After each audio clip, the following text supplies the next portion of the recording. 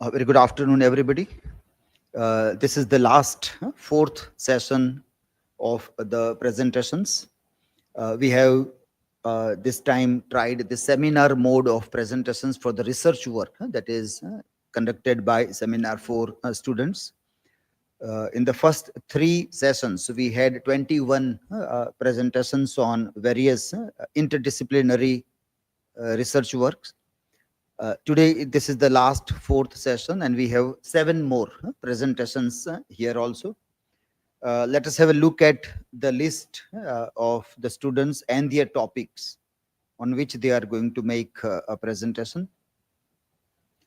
So, first of all, we will have KUSUM making a presentation on the evolution of cyber feminism, the study of Cyborg Manifesto and producing futures.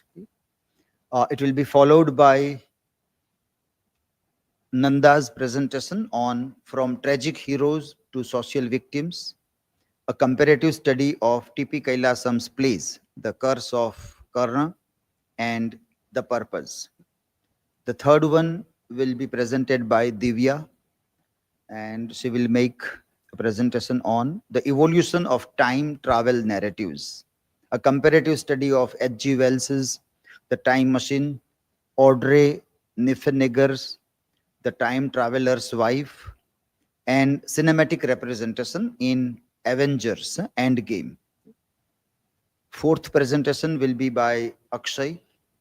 It will be on Fading Truths, Memory, Aging, and the Unreliable Narrator in Kazuo Ishiguro's An Artist of the Floating World and Julian Barnes's The Only Story.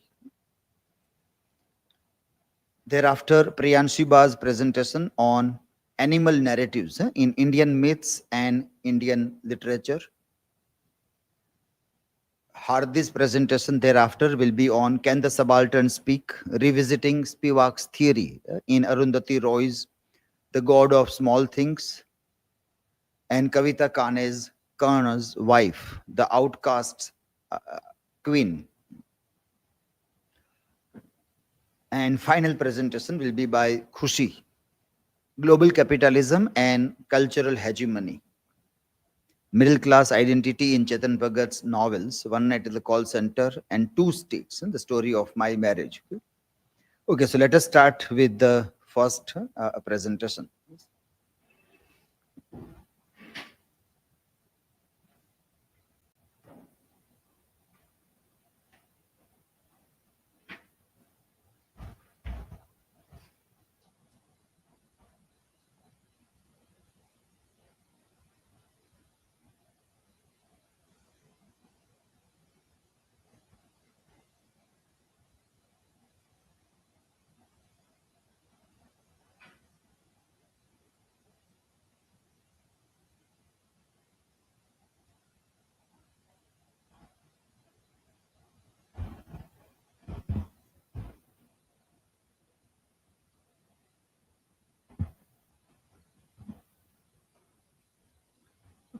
Very good afternoon, everyone. My name is KUSUM Sarvaiya, and today I'm going to make presentation on dissertation. And my topic is the evolution of cyber feminism, the study of Cyborg Manifesto and producing futures.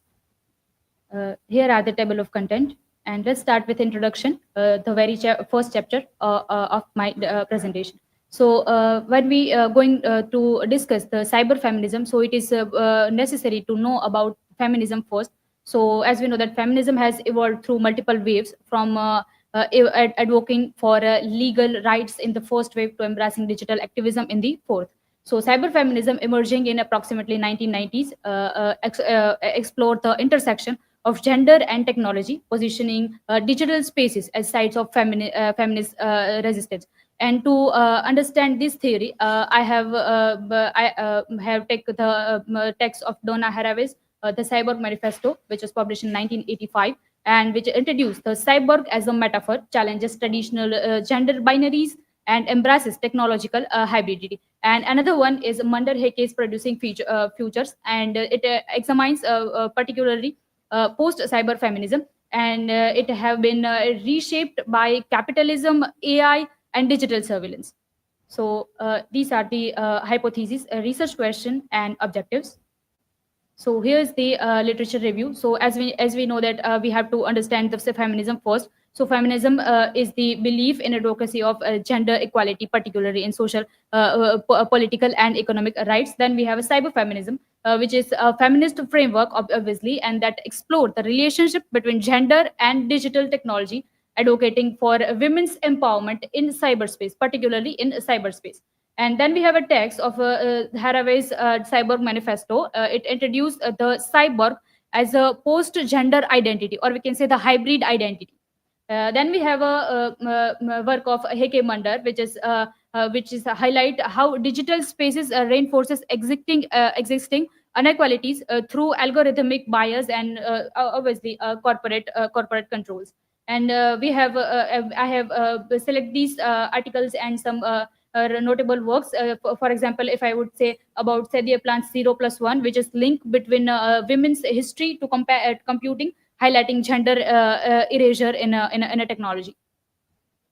So here is the research cape, and the first text is Donna Haraway's Cyborg Manifesto. So Haraway is the feminist scholar and theorist for the contributions to science and particularly science and technology. So her work, Cyborg Manifesto, which is most famous work of her, which was published in 1985, she introduced the cyborg as a metaphor for hybrid identity and challenges gender binaries, which is stereotype, we can say, kind of typically binaries, and advocating for the post-gender world where human and machine intersections redefine feminist agency. So it's a kind of, we can say, a foundational work in feminist theory and technology, which is focuses the technology studies and post-humanism. By using the cyborg as a metaphor, Haraway, we can say, challenges traditional feminist narrative, which is rooted in essentialist gender categories, advocating for a fluid hybrid identities and beyond some binaries like human and machine, male and female, reality and fiction, and others. So here are some, we can say, thematic essence of cyber of the study is the cyborg as a hybrid identity. So here Haraway, in her book, she argued that machine and humans are should be treated as the same, because there should be no binaries, kind of thing, and binaries should be, we can say, rejected, or it should be avoided. Critiques of traditional feminism, of course, the whole cyber feminism, one part we can say that critiques the feminism, because as time passes we have to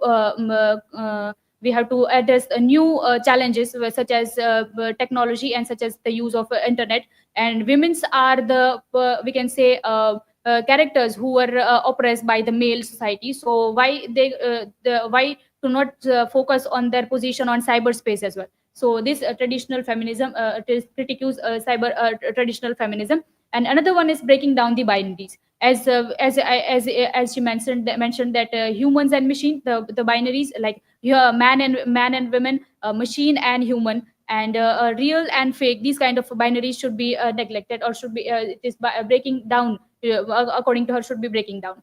Another, we have cybernetics, post-humanism, and feminism. And last one, we have feminist politics and the cyborg. We know that how women's were, the position of women were, we can say, neglecting in the we can say, cyberspace, and these kind of we can say politics by the power controls. So these kind of binaries, or we can say these kind of terms should be neglected, according to Haraway. So her legacy lies in her critical approaches to feminism and especially technology. And rather than rejecting these technologies, as she is not rejecting anything, but she calls for its feminist appropriation, arguing us to shape digital futures that empower rather than oppress. And the next one for chapter is Heike Manda's Producing Futures, a book on post-cyber feminism. I haven't yet the original text of this because it is hard to get these access of these book because whatever the writing I have done on this book, it is based on some articles and some we can say limited part of the book, and I have done almost everything to get this original book, but I haven't right now the access of this original book, but I can say that we can say this after study that it is basically explore the post cyber feminism. In the book, she critically examines how digital capitalism, AI, and surveillism reshape feminist activism, highlighting the complexities of online spaces that both empower and marginalized women. And a book basically we can say a pivotal work that bridges between early feminism optimism which with post cyber feminism critically skepticism. And it particularly highlights how digital spaces rather than being inherently liberately reinforcing existing inequalities through surveillance capitalism and some kind of algorithmic biases.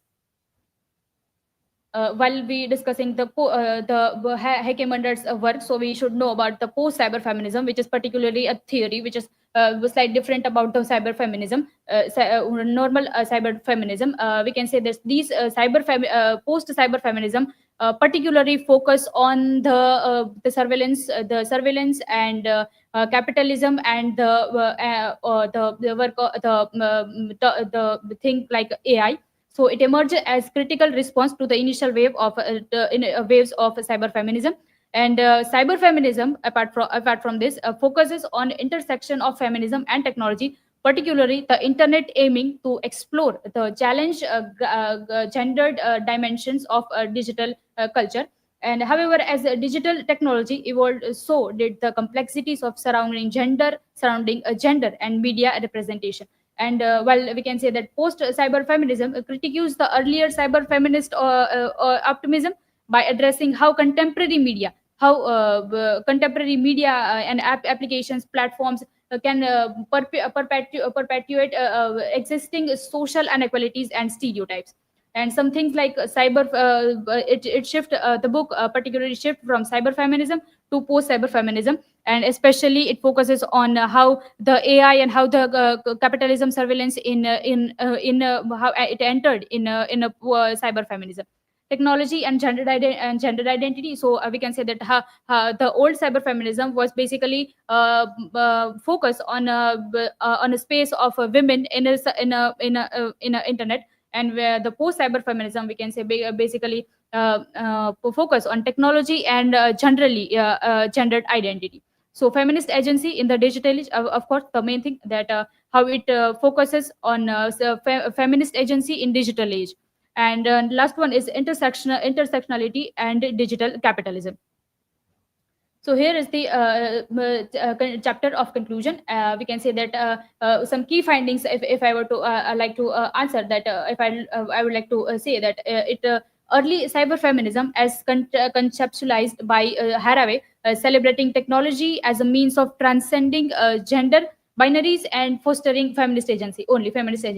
And post cyber feminism, as reflected in Munder's work, critiques the commodification of feminist activism, digital labor exploitation, and AI driven discrimination. So, particularly, this kind of AI thing is totally new in the post cyber feminism. The study highlights, if I want to say overall, say that it highlights Haraway's utopian vision of technology to Munder's critical engagement with corporate control over digital spaces. So if I would like to answer, I would like to address the final thought. It would be like cyber feminism remains a dynamic, evolving discourse, while early theorists envisioned technology as a site of liberation. Contemporary scholars critique it. It embedded power structure. Even the Haraway's work is highly criticized. So future feminist engagement must focus on AI ethics, fair digital labor policies, and resisting the commodification of activism. And by ensuring inclusivity and social justice, cyber feminism can continue to shape a more equitable and we can say equal technological future. So this was my presentation. and we can discuss the questions now.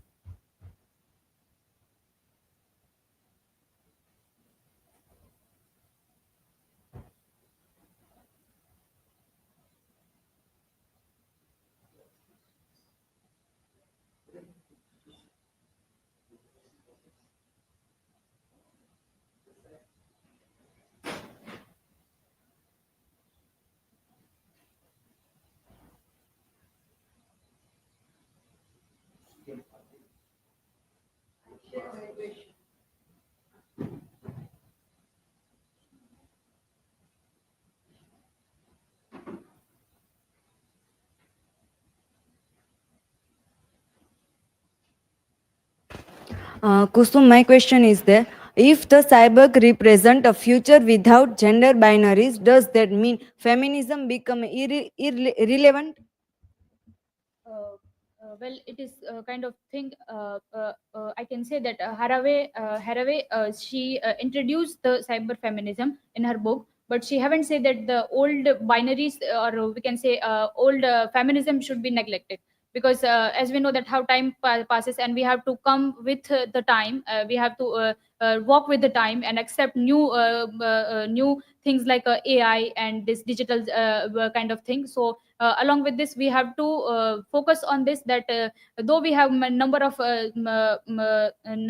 theories on feminism, but binaries are still there, and we can say women's space is still not that much equal. So we can say that we always needed these kind of thing like feminism. So I think the feminism, we have to need, I can say, forever. So it is not irrelevant, of course.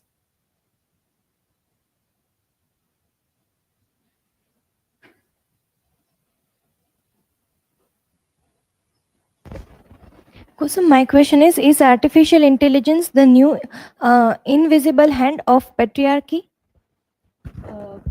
I can say this, that not particularly, yes, it is invisible hand of, but not, I can say, particularly patriarchy, because it could be managed by, we can say, corporate control as well, or someone else as well. So we couldn't say that particularly it is another hand of invisible hand of patriarchy, but it could be hand of someone else. For example, we can say some hackers, or we can say some kind of this corporate controls. So this kind of thing.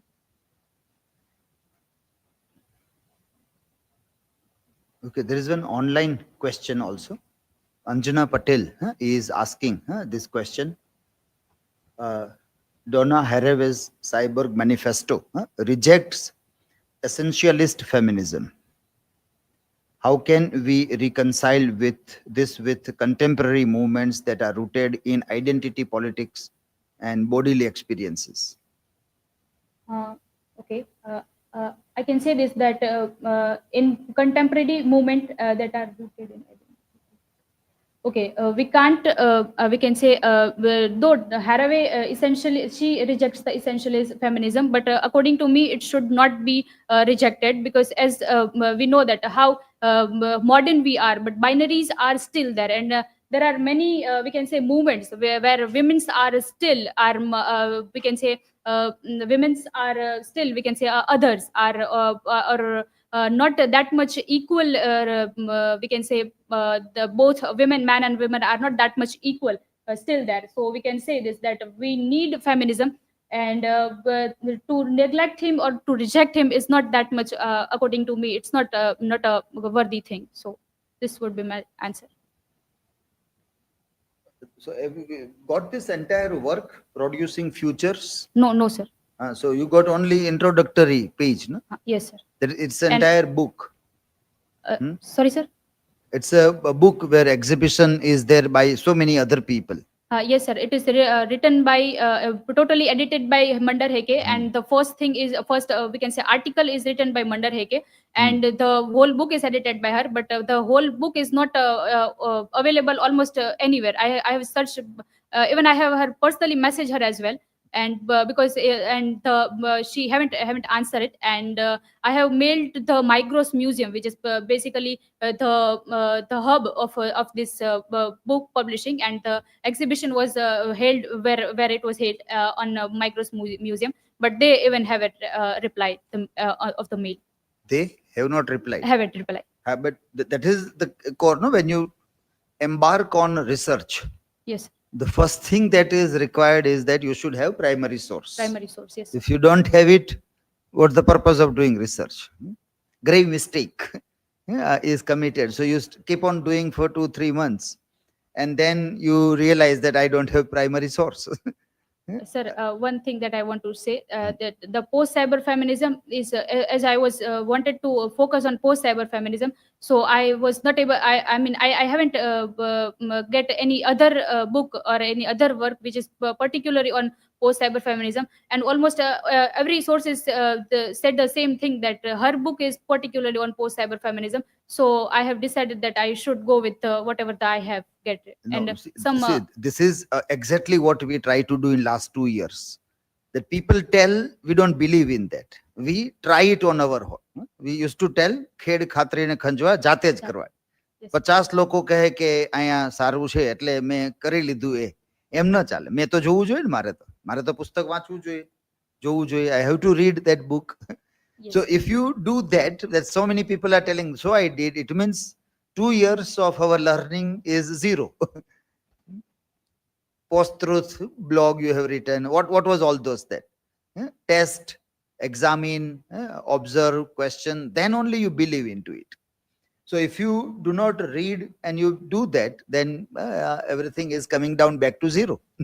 It means that learning has, unlearning and relearning has not happened the way we expected to happen. So this remains a big gap, no, one thing. Then you are telling this, that there is one quote from Cyborg Yes. Manifesto. The cyborg is a creature in a post-gender world. It has no truck with bisexuality, pre-Oedipal symbiosis, unalienated labor, or other seductions to organic wholeness. Now, how do you connect that with the other work? Sorry, sir. Last one. The very quote that you have used in this cyborg hybrid identity As a says creature. that cyborg is a creature in a post-gender world. Okay, okay, sir. Well, by creature, we can say this, that this the old cyber feminism was particularly based on this single identity of women. And what if the root, we can say, is of cyber feminism is to mingling of identity, the women and machine. And so we can say this, that to mingling and to address these things, Haraway said this, that this cyborg we can use as metaphor of a hybrid identity. Still it is because once we do not get the original work in totally what is exhibited, it is very difficult to say that how they are reading this work. Lack of comparative research you wanted to see. Your research gap is trying to see this. Much of the scholarship focuses on Western perspectives, overlooking the technological and socio-political challenges faced by marginalized groups in digital spaces. So it means this you are trying to address. This is a research gap. Yes. So you have found this research and your work needs to fill this gap. Yes, sir. Not, sir, I can say that not totally it has reached, because it the whole study is, I can say, that a limited kind of thing, and the cyber feminism and post cyber feminism is kind of I can say that a global theory, and in my dissertation it is particularly on 2 texts only. So I can say this, that this kind of limitations of my work, that if I want to if you have said that if I want to study all the marginalized group, that how they face cyber binary, so I have to focus on another work, and I have to do the general study of cyber feminism and whole. Okay, it means you will have to rewrite your research gap. Yes, sir. This research gap will not work then. The workshop that we have done last time, Yes. FAQs. So if you take that first, the thing is seriously, if you take then, Like everybody, it is not only for in the morning also we were not having a good presentations. So we did that workshop, but I think that half of the class has not taken it seriously. Nobody has cared to read those things later on at the home, try to ask self questions and see whether my chapter after chapter are answering those questions or not. Yeah, if you do that, you will understand yourself that what I need to do, I have to read my first chapter again in context of what I have concluded now. Yes. Then I have to read research gap and what I am doing at the end. If I have some problem, I have to rewrite my chapter 1 and chapter 2. Yeah, research gap I have to rewrite. If I'm not able to find this, whatever I have found in that context, I have to do rewriting. Yes. At least in after 1 week in presentation, you can display that. This is okay, this was first draft, so we can say that there is a mistake and you will rectify it. But in presentation, if you are not able to rectify that, it means that workshop is not taken seriously by everybody. You have not given a serious heed to that. So read this research gap. Now this is to you, to others also, to everybody. We won't be able to tell this again and again. So you don't think that it is not told to me, so my work is up to the mark. Ask yourself the questions and try to find an answer what you have done. That is the only way that you can rectify. So that is again the thing that becomes problematic when so many in that context you have to do lots of rewriting in Yes. your work. Okay, second presentation is by Nanda. Yes. And that is on From Tragic Heroes to Social Victims, a comparative study of T.P. Kailasam's plays, The Curse of Karna and the Purpose.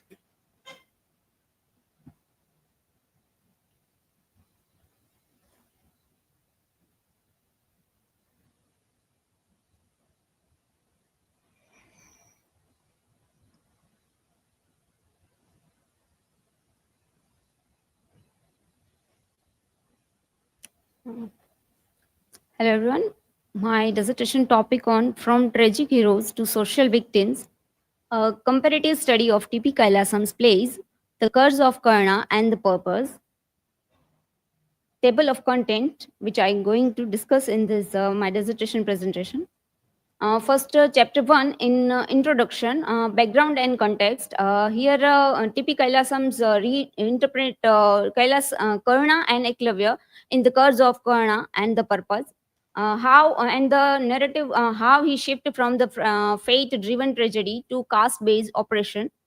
And another overview of the selected plays, The Curse of Karna, how in a narrative the Kailasam, Karna's exclusion despite his valor, and the purpose in Eklavya's denied education and forced sacrifice. In another comparative perspective, Mahabharata, in Mahabharata, and how Karna and the Eklavya, destiny and divine justice shaped their fates, and in Kailasam portrayal and caste-based exclusion defines their struggles. And another thematic work I include Subaltern studies, Karna and Eklavya as a marginalized figures, and the literature, caste oppression, and systemic injustice. Post-colonial criticism in power hierarchy in mythological and resistance. This is my hypothesis. The characters of Karna and Eklavya in T.P. Kailasam's The Curse of Karna and the Purpose reflect the intricate conflict of duty, identity, and sacrifice. Both struggle against societal constraint, facing injustice despite their devotion and skills. Kailasam reinterprets them as not just a tragic hero, but as a victim of an oppressive system. These are my objectives. These are my research questions. And the second chapter in literature review, I conclude first primary source in T.P. Kailasam's and another Mahabharata. T.P. Kailasam's in reinterprets Karna and Eklavya as a victims of caste-based operations rather than tragic heroes. In Mahabharata, key arguments highlights the caste-based discrimination through the Karna and Eklavya struggles. Another article revisiting the myth, a study of the T.P. Kailasam's play, The Curse of Karna. In article Key Arguments, The Curse of Karna critiques Brahmical dominance and present Karna as a symbol of systemic injustice. In another, in Gayatri Chakravarti Spivak, in Key Arguments, explore how marginalized boys, including Dalits, are silenced by dominant structure. In Annihilation of Caste, in Baba Sahib Ambedkar critiques in key arguments critiques caste as an entrenched system that must dismantled for social inequality. And another works, literature reviews. These are my research gap. In limited comparative studies, the curse of Karna and the purpose remain understudied. A narrow focus in existing research emphasize on fate and dharma, neglecting caste oppression. And the mythology and contemporary caste hierarchy connection remains unexplored. Impact of language, Kailasam's modern style and accessibility need further analysis, and marginalization and resistance, deeper examination of caste-based exclusion in his play is required. In my chapter number 3, Uncrowded Warrior, Karna struggle in the curse of Karna, in the key themes of most analysis in caste and social hierarchy, loyalty and betrayal, and dharma versus social injustice, and comparison with the Mahabharata. In caste in social hierarchies, Karna Suta's identity denies him knowledge and status, reinforcing Brahmical hegemony. In loyalty and betrayal, in Karna's allegiance to Duryodhana is an act of defiance against caste-based exclusion. In Krishna's relevance of Karna's birth comes only when it benefits the Pandavas, a symbol of elite opportunism. In dharmas versus social injustice, in here Karna's moral dilemmas mirror with the subaltern and struggle for agency. In point 2, rejection and humiliation, here I take a point 1. You are faultless as a pupil, Karna, but you make a poor and poor life. Here he Kailasam's portrayal in his works in around 36 times to poor. Poor is a word surrounding. And another narrative in Draupadi Swayamvara, Krishna's late revelations. In tragic fate, not destiny, but systematic operation. And another comparison with Mahabharata in traditional tragic heroes versus Kailasam's social victims. In another symbolism and theoretical lens, include Karna's armor and earring in symbolizing divine worth, but also its exclusion. Privilege cannot override caste and identity. Another Drona's academic represent his Brahmical control over knowledge, and denying Karna mirrors caste-based restriction in education. And Karna's son as a metaphor, Karna's divine origin versus social rejections align with post-colonial struggle for legitimacy. In your theoretical framework, subaltern studies and Dalit literature, here subaltern studies in Karna as a marginalized warrior, silenced by hierarchy, and in Dalit literature, his exclusion mirrors caste-based educational and social restriction. In the chapter number 4, in Silent Arc, Eklavya's sacrifice in the purpose, the Kailasam here talk about reinterpretation of Eklavya text to purpose. The purpose in challenges the traditional narrative of Eklavya's thumb sacrifice as a devotion. In unlike of Mahabharata, where Eklavya's obedience is framed as Guru Bhakti, Kailasam highlights caste-based separations. Eklavya's fate exposes the hypocrisy of Brahmical meritocracy, and another is exclusion from formal education's mirrors. Ambedkar critics of caste as a barrier to knowledge. Another themes in the caste and knowledge suppression. Drona's rejections of Eklavya's reflects the historical exclusion of lower caste from the education. Here one dialogue from this text. Arjuna, how can even for a moment think it possible for a Nishad to become what it is almost impossible even for an Arya. And Eklavya, to answer, if you really do know what there it is to be proud of in being an Arya, that there is not in being a Nishad, tell me. Arjuna's an Arya is an Arya, and Nishad is only low-born Nishad. Here, showing hidden caste bias present through childlike and innocence, and show how caste ideology is ingrained even in young mind. Another theme, sacrifice and ethics of dharma. Eklavya's thumb cutting is an act of forced submissions, not a devotion, aligned with Gramsci hegemony theory in, we can say, power and marginalize. His rejection symbolizes knowledge as a tool of operation. Here, one quote, Drona, critic of Arjuna's ambitions. Your aim, Pratha, is just to attain fame as an archer. No more, your mind is fuller of thought of the day. When you will acclaimed as the very greatest archer of all times, then of work itself. Here, Kailasam's shows and Arjun's ambitions contracts with the Eklavya's devotions, highlighting Brahmical privileges in access to knowledge and relevance to modern caste discrimination in education. In chapter number 4, symbolism and theoretical lens, Eklavya's thumb, symbols of caste-based violence, not gift but forced surrender. In Drona's academic exclusion education system controlled by Brahmical hierarchy. And another, the bow and arrow, represent denied potential. Eklavya's agency is stolen to maintain elite supremacy. In theoretical framework, subaltern studies Eklavya as a silent figure erased by elite narratives, and Dalit literature perspective, denial of knowledge as a historical tool of caste oppression.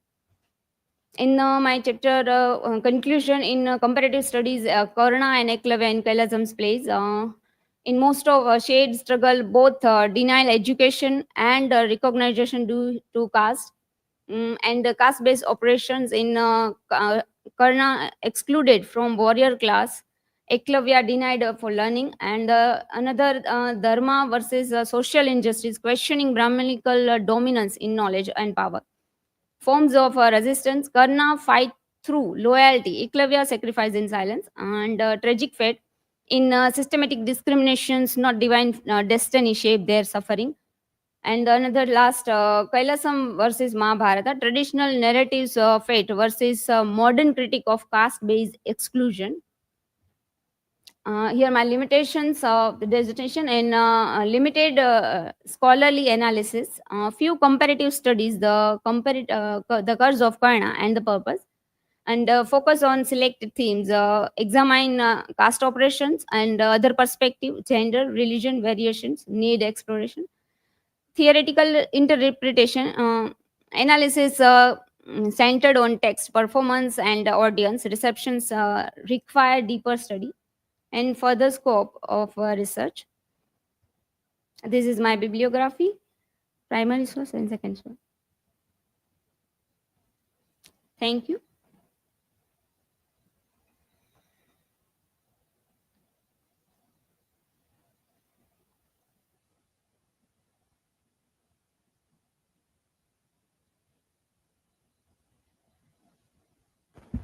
Nanda, can you provide me other example of other novels featuring a mythological character and a contemporary character who transition from a tragic hero to a social victim?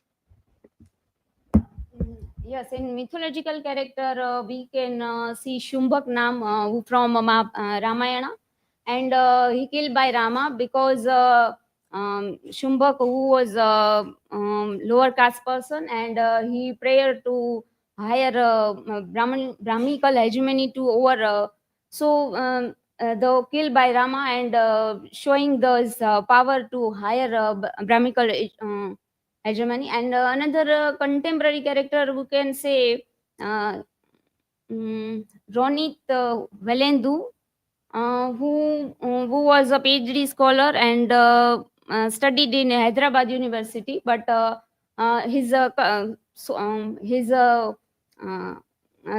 he caste-based exclusion for the suffering from, and so he his tragic end in around 2016.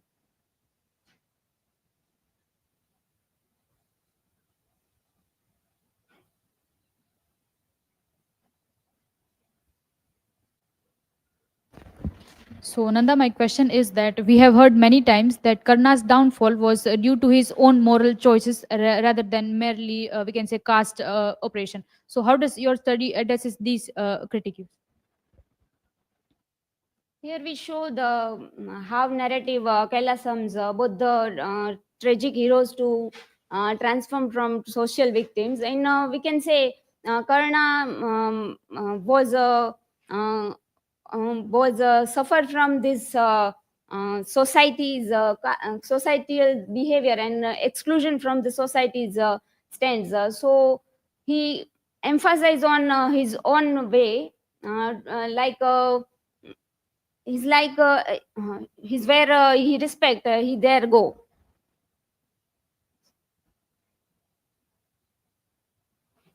Okay, so have you used this comparatists? You're doing comparative study. Yes. So we suggested you. So have you included any of the articles that were in the syllabus? In literature review list, I am not seeing any of the articles. Sir, I changes in some literature reviews in.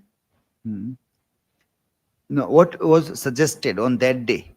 Yeah, that all those who are doing comparative studies refer to those articles and then make a gap that in what capacity you are doing comparison, what way you are allowed to do, because all those arguments are what can be compared, what cannot be compared. So if it is a common country, common language, common culture, then many schools say that there is no possibility of comparison. So there should be a difference. This is what we have discussed in the articles. Maybe you were absent during those days or have not given, because reading articles will not help you in understanding. It's not easy articles. They are difficult articles. Unless you attended the class, time and again we have highlighted this part. So that you have to base your comparative study on the theorists who are, when you base your argument on feminism, you talk about Virginia Woolf, Simone de Beauvoir, Judith Butler. The same way when you compare, that is your tool, you have to base your argument on comparatists. And most of the time people don't know who are the comparatists. So we have articles. And that's why we do it very quickly in the very first 15 days. So that when you are working on the research work, you can use those things. That's why we give top priority to those articles in the initial part of the semester. But still at the end of the day, we find that people are not using that. That they also we highlighted. So at least in the presentation, you might have brought those things that how you are doing that comparison. So how you find that gap. You have to stand on the shoulders of Amiya Dev, Sisir Kumar Das, and make an argument that India has diversity of culture. Otherwise, only one writer, same language, same myth, or you can say epic poem, Karna and Eklavya you're taking. Yeah? So many will say that there is no possibility of comparison. You will get one and the same result. What will you get by doing comparison there? Okay? So I think you can, need better remove the word comparative study. Just make a study. Just say study of this. Because it doesn't allow you to do comparison. The same writer, same text, same language, same myth. So it is not like if you're taking one myth from Sanskrit, another from Tamil, or from any other Indian languages, then still you get a chance to compare. Otherwise, you can't compare the same thing because you don't get any new thing in that. It is better to do a study. Okay. If you can find a better word, what kind of study, then you can put critical study, a critic of this. That way you make the changes. Okay? So see your research gap and see in the conclusion, are you answering the research gap or not? You yourself have to do all this thing, and fairly well you have to read everything and see that there is a flow and everything in your work or not. Okay, Okay, sir. okay. Next presentation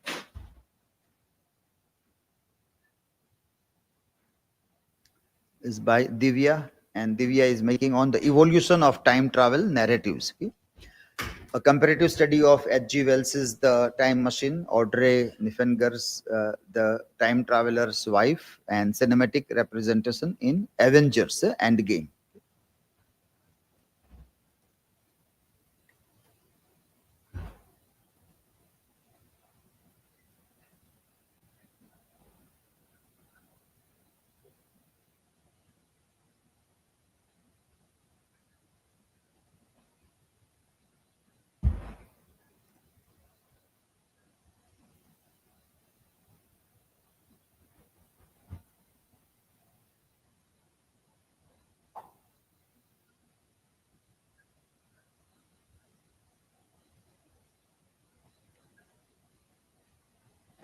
Hello everyone, myself DIVYA JADAV in the presentation of dissertation, and I will go on.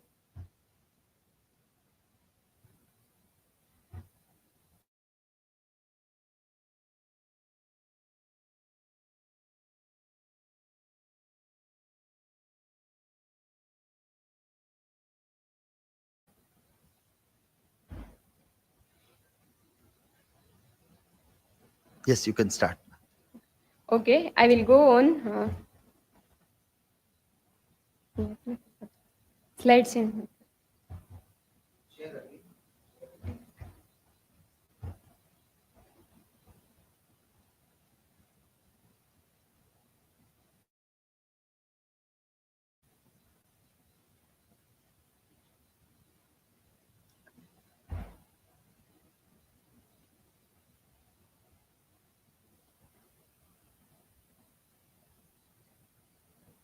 Okay. Okay, I make presentation on the evolution of time travel narratives, a comparative study of H.G. Wells' The Time Machine, Audrey Niffenegger's The Time Traveler's Wife, and the last one, a cinematic representation in Avengers Endgame. These are the table of contents. Now the introduction, significance of the study. The study explored the evolution of time travel, especially from the Wells' The Time Machine, as it critique on the society, and later on the Niffenegger's The Time Traveler's Wife, which was a critique on emotional exploration, and later on the Avengers, it is a depict the idea of the quantum-driven spectacles or significance of scientific study.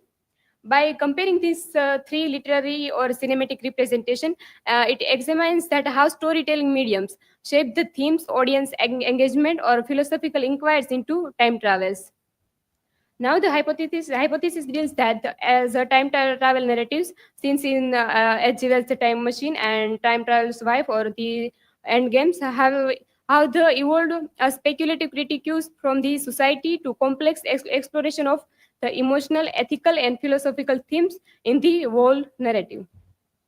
These are the research questions that the main question arises that how has the representation of time travel evolved from the time machine to the Endgame, from the literary work to as a representation on the cinematic. The research objective are that the evolution of time travel narratives in this literature or cinema. Now, the theoretical framework, while we deal on this narrative technique, or especially on time travels or science fiction, we know that there are various kind of theories which depict the importance or significance, as there is the philosophical theories on time which reflect that how the concept of your Henry Burke's and concept of duration, the concept of duration which reflect that two kind of time, where the time of qualitative time or quantitative times, which depict the qualitative time reflect that which measurized by experience, or later on the quantitative time which reflect that the experience of the as per the clock, or the life as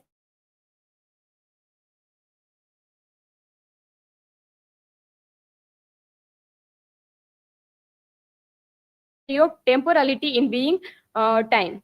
And later on, the Paul Ricoeur's narrative time, the theory of Paul Ricoeur's narrative time, which reflect that there is not a sequence of life or sequence of the any kind of happening in the life, but there is also important of these consequences which depict that how it reflect on this storytelling.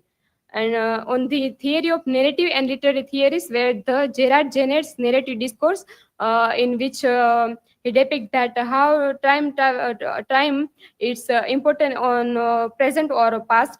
Mikhail Bakhtin concept of chronotope, which known as the time or space, and which reflect that how importance of events during the time or space.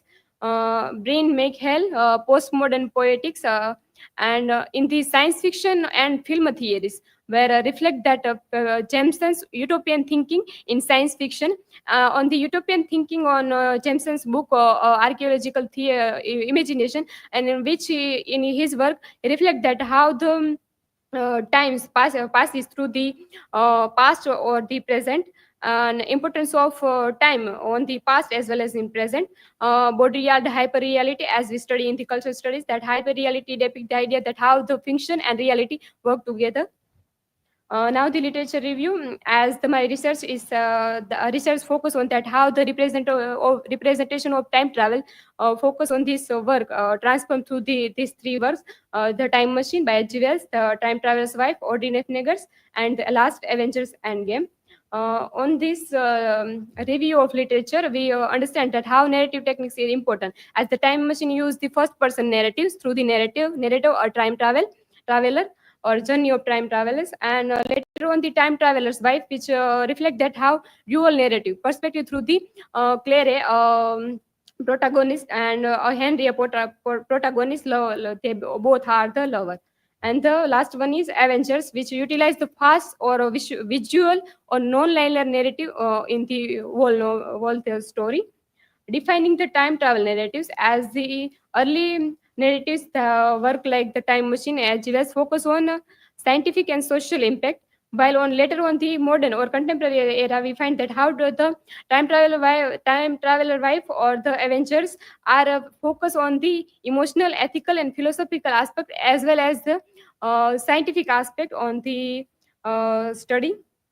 Later on, the David Winterberg's analysis, David Winterberg's philosopher or theorist, and his theory on the time travel stories, time travel theories on narrative, and which he reflect that how the human memory, identity, and morality, raising the question about fate and free will in the time travel narratives.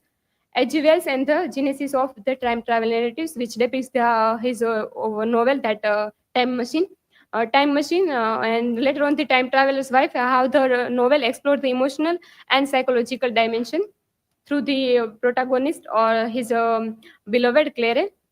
And later on, the last, that the interplay of literature and cinema, as the evolution of time travel narratives in this shaped by literature or the cinema, as like in the beginning of literary studies, as H.G. Wells reflect that how time travelers is a journey through a time traveler's journey or time traveler's by both are the literary study, which depict the idea that how literature is important in study of time travels. And later on, while we discuss on the cinematic study, there is the various kind of movie or famous movie that depicts the idea of that as the significance of the end game, which reflect that visual spectacle, action, and effects to engage audience while addressing the themes of time manipulation and time travels. Now the chapter 3 is analysis of the time machine and time traveler's wife. First, we're understanding that how time travel narratives work, as the time machine reflect that scientific people proceed the time traveler after the pose required by the proper assimilation of this, known very well that time is only kind of space.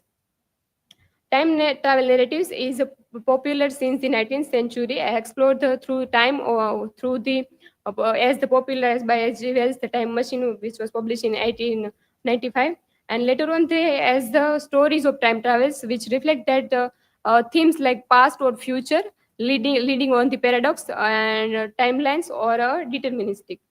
Focus on the impossibility of changing history. Other highlight that how action can be reshape a reality.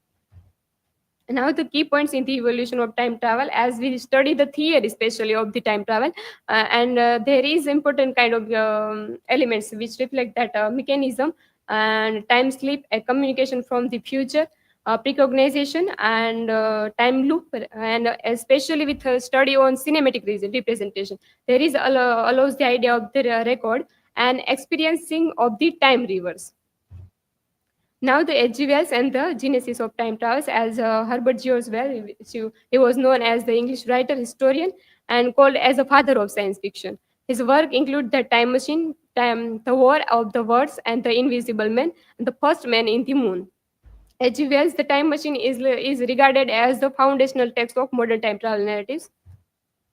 Now, The Time Machine is published in 1895, a dystopian post-apocalyptic science fiction novel by H.G. Wells.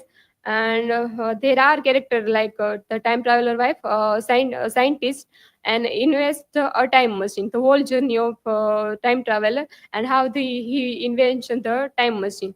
And the Eloi are the this Eloi and Morlocks both are the communities, and Eloi are the weak rather than Morlocks, and which reflect that while the invention of time machine, as time travel was work on the time machine, and where he find that how class of struggle is reflect through the Eloi and the Morlocks, and Vina is a beloved on the of the time travelers, and the narrator who write the story. And here minor characters like guest, there is a guest, various guests, and which reflect the on the there is a dinner guest, medical man and psychologist, journalist or editor, they are on the gather on the party which was organized by the narrator, and there is a time travel, and who says a story about the invention of the time machine. Now the time machine, the analysis of time machine, that the novels begins with the gathering of time travelers home,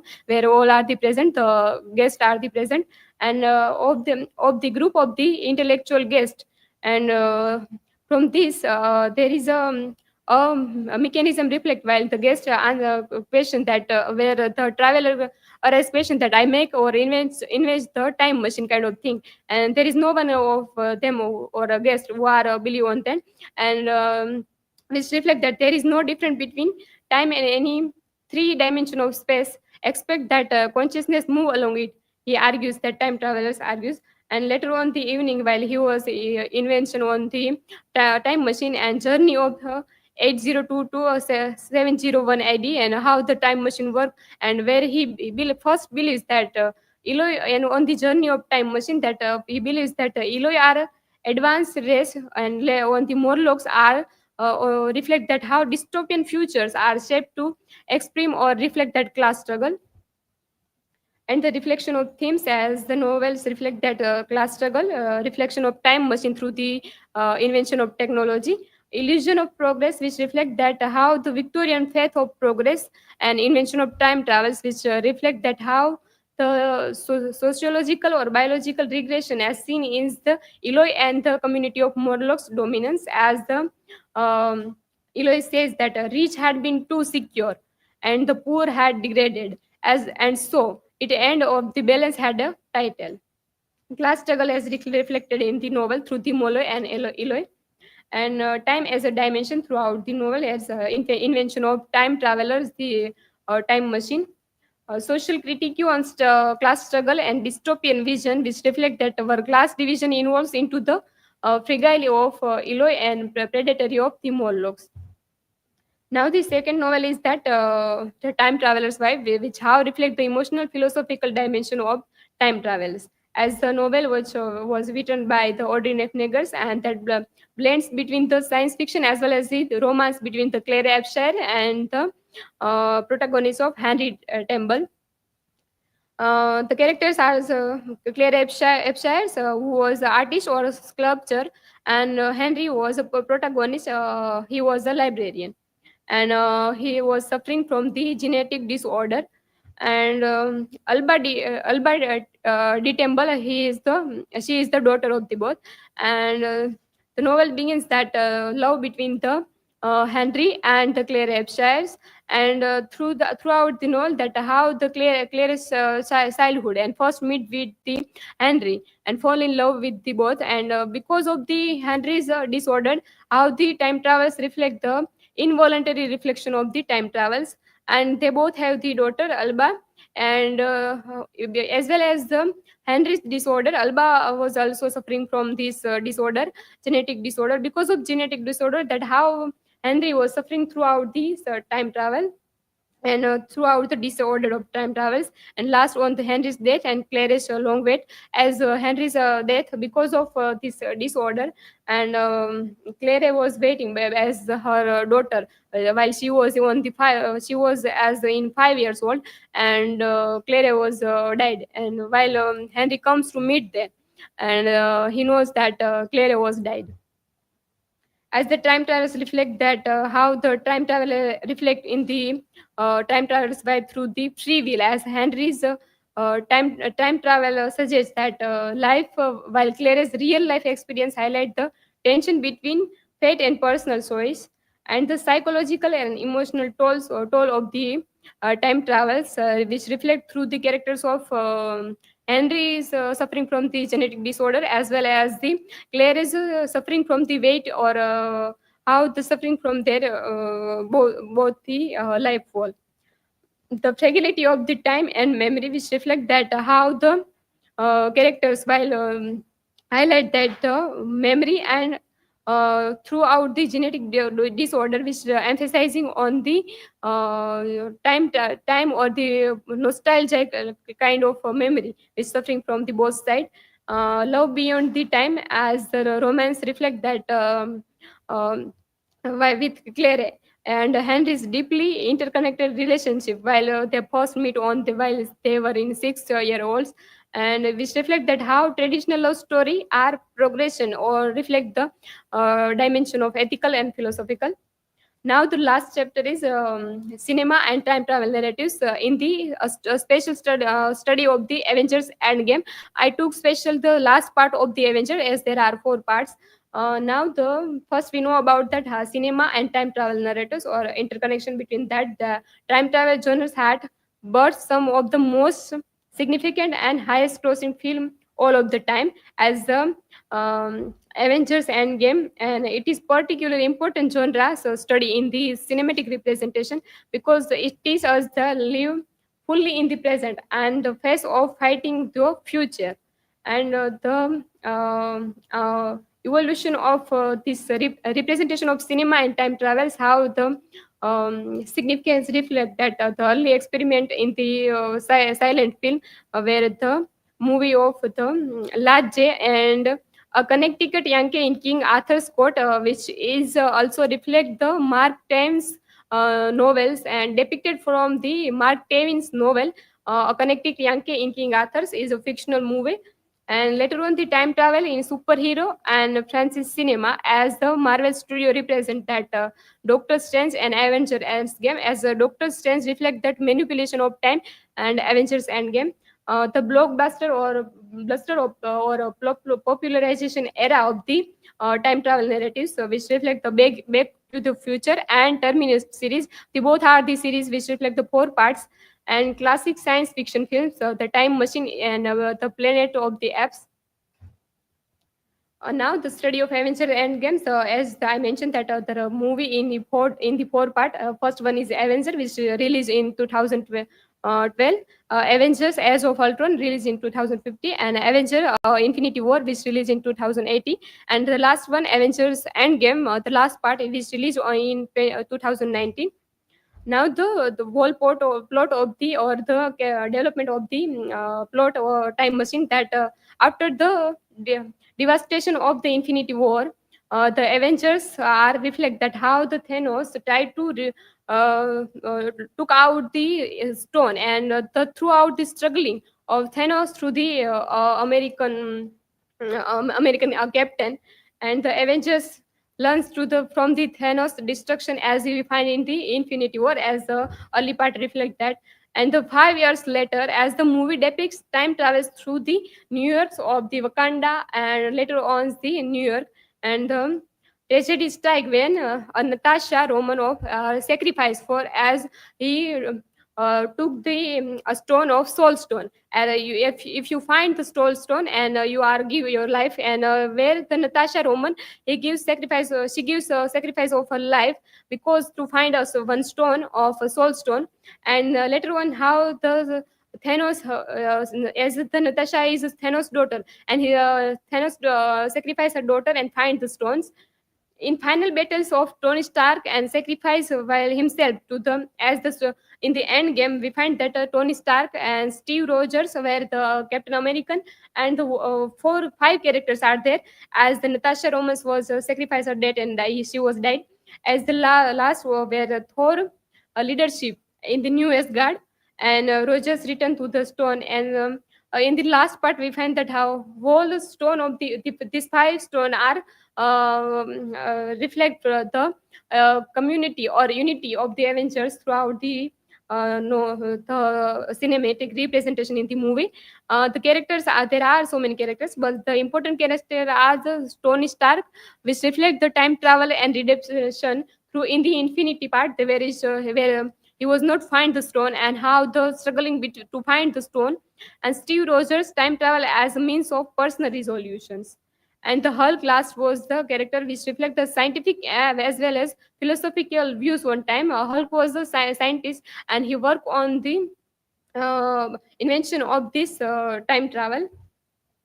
While the discuss on the end game, there is the various kind of scene or theoretical framework. We find that this scene are depict the idea of time travels, especially the problem of Loki as the issue of the stone, and how the reflection of the invention of the stone, and how the space stone which find where the end game there is not reflection of Loki, but because of the first part of Avengers there is the Loki's died, and later on the while the whole Avengers part are able to find the stone all of the stone, and they are invent the invention of this the time stone, and Loki or the all are the characters are represent the Ronan problem, which as in the 2015 which reflect that in the Age of Ultron where reflect that the Nebula a Thanos daughter how the sacrifice their soul, and later on the time stone abuse, as there are 5 parts of the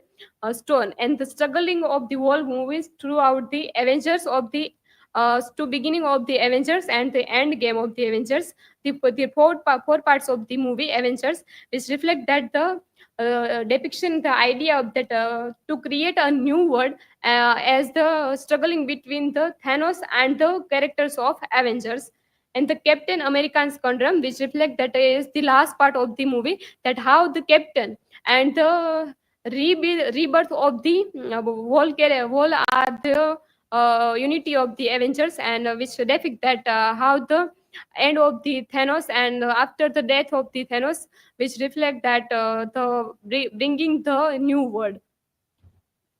As the conclusion, chapter 5, that revisiting the hypothesis, which reflect that shifting focus or complexity in modern storytelling as a which influence of the and the influence of cultural shift as the time machine, which reflect that how the ancient literary work to the end game reflect that how contemporary modern work which reflect that shifting from the time travel and focus on that how the narrative techniques are represented throughout the era, and the addressing on the research question, the main question is that how the 3 both are literary work and the novel is evaluate the time travel narratives, and the contribution to research and addressing the research gap as the medium of the storytelling or reflection of the as the medium we can that we get the idea that while we while we study or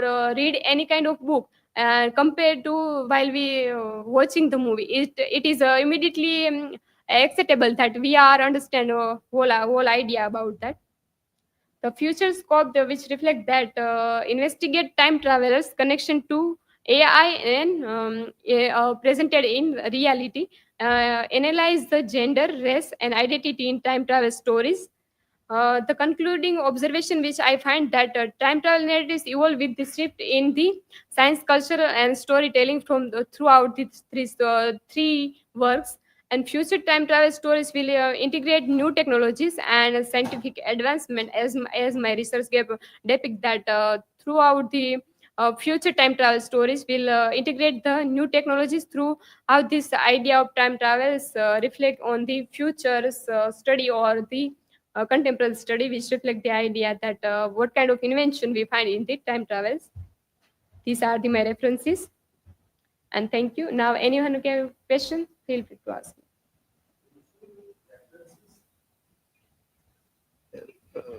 Show the references, previous slide. Okay. Yeah. Do you remember what was informed to you in the last meeting about references? Yes, sir. What was that? On MLA 8 side. MLA? 8 side. I have created on the MLA 9 side. And I So can have say- you done that rectification here? Yes, sir, I have done. The first citation, is it according to MLA? No, sir. No, sir. What is the name? Gomel Elena. And then you have given year. And later on title. Is this MLA style or APA style? APA styles. Then you have not changed anything, because here also it is the same. This is that copy we have to also. That's the problem that I am telling, that you are not taking it seriously. That workshop we have done, so it's not like we don't have any other work, so we are doing. We are doing so that you improve, but you don't work on the workshop, so there is no improvement coming. So here also there was same thing. That's why you were told. So at least here you are not making change. So again, when the final copy will come, it will come as it is. And then last moment, if will tell you that again print everything, it will be wastage of money, time. And then you will not like it, that why for such simple thing, we are told to keep on printing again and again. Sir, I make But I don't think when you will do, because we don't have time to every time keep on looking at the same thing. If it is told to person A, everybody should understand that, well, let me check if that is my mistake or not. That's why I was repeatedly on that day was telling that this is for everybody. You take a note, check the things. But here also you are not bringing after 1 week. So it is really literature review. When you write, you have to, I think you have not seen the videos also, which we told you to watch videos and think Yes, of. sir, I Have you know. watched those? Yes, sir.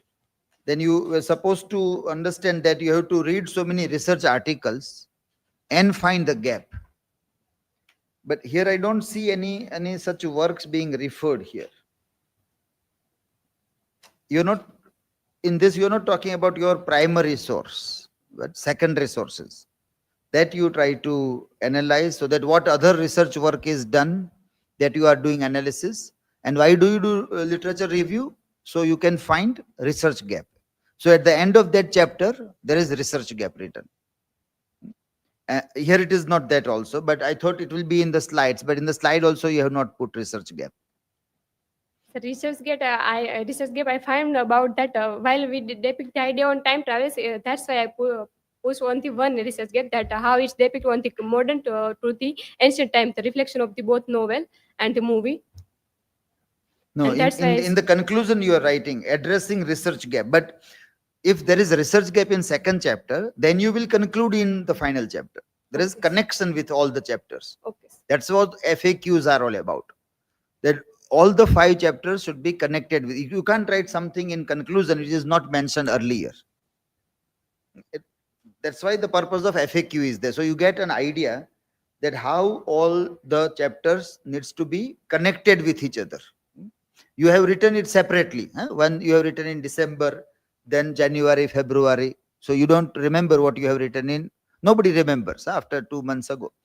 So when one draft is ready, we overview the entire thing and try to see that how things are going on.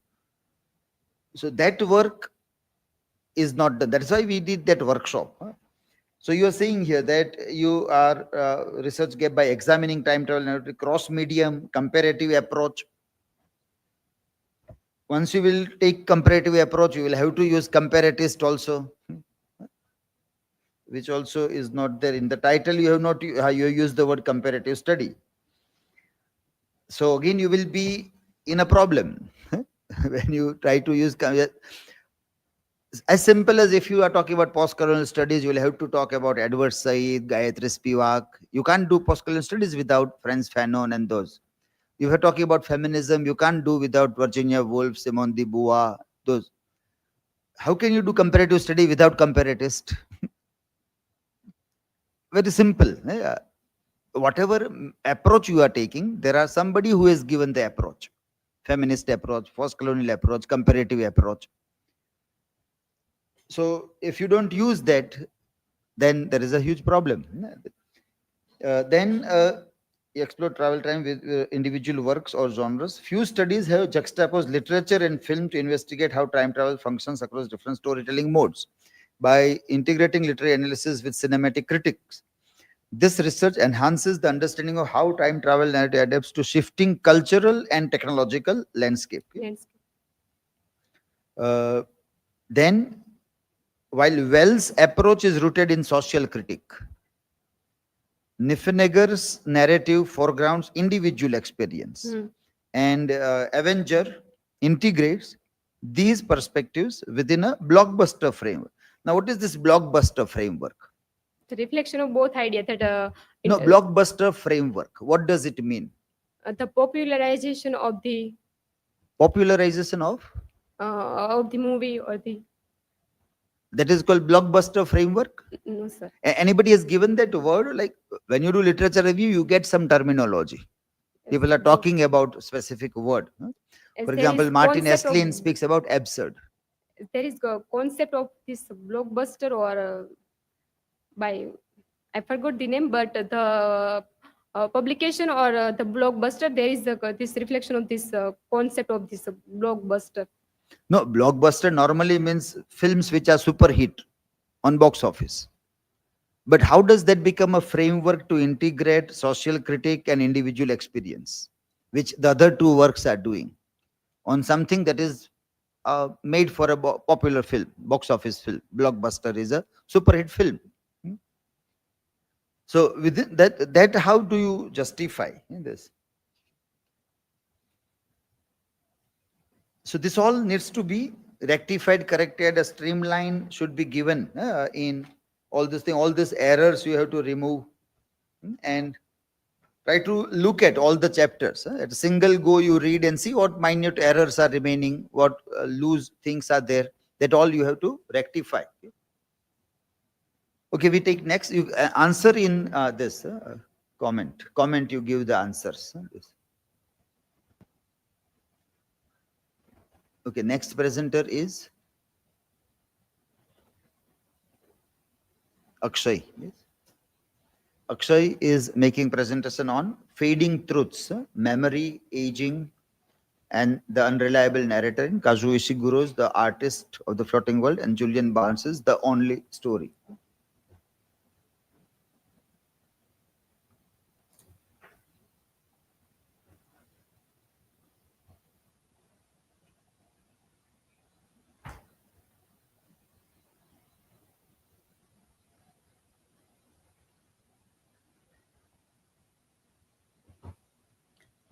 So hello everyone, myself AKSHAY NIMBARK, and I'm making the presentation on my dissertation, Fading Truths, Memory, Aging, and the Unreliable Narrator in Kazuo Ishiguro's An Artist of the Floating World and Julian Barnes' The Only Story. So let's start with the introductory chapter of my dissertation. So in the introduction, I mentioned that memory is unstable, shaped by personal and external influences. Memory in literature serves as both a mean of recounting in the past and constructing identity.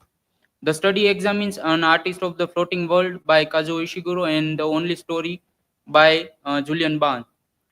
It focuses on how aging, memory, and unreliable narration interact in these novels. Unreliable narrators distort truth through self-deception, nostalgia, and selective forgetting.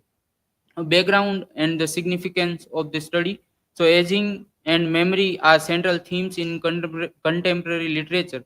Unreliable narration raises philosophical questions about truth and identity. An artist of the floating world, Masuji Ono's selective memory in the post-war Japan, and the another novel, The Only Stories, in that Paul's shifting recollection of past romance.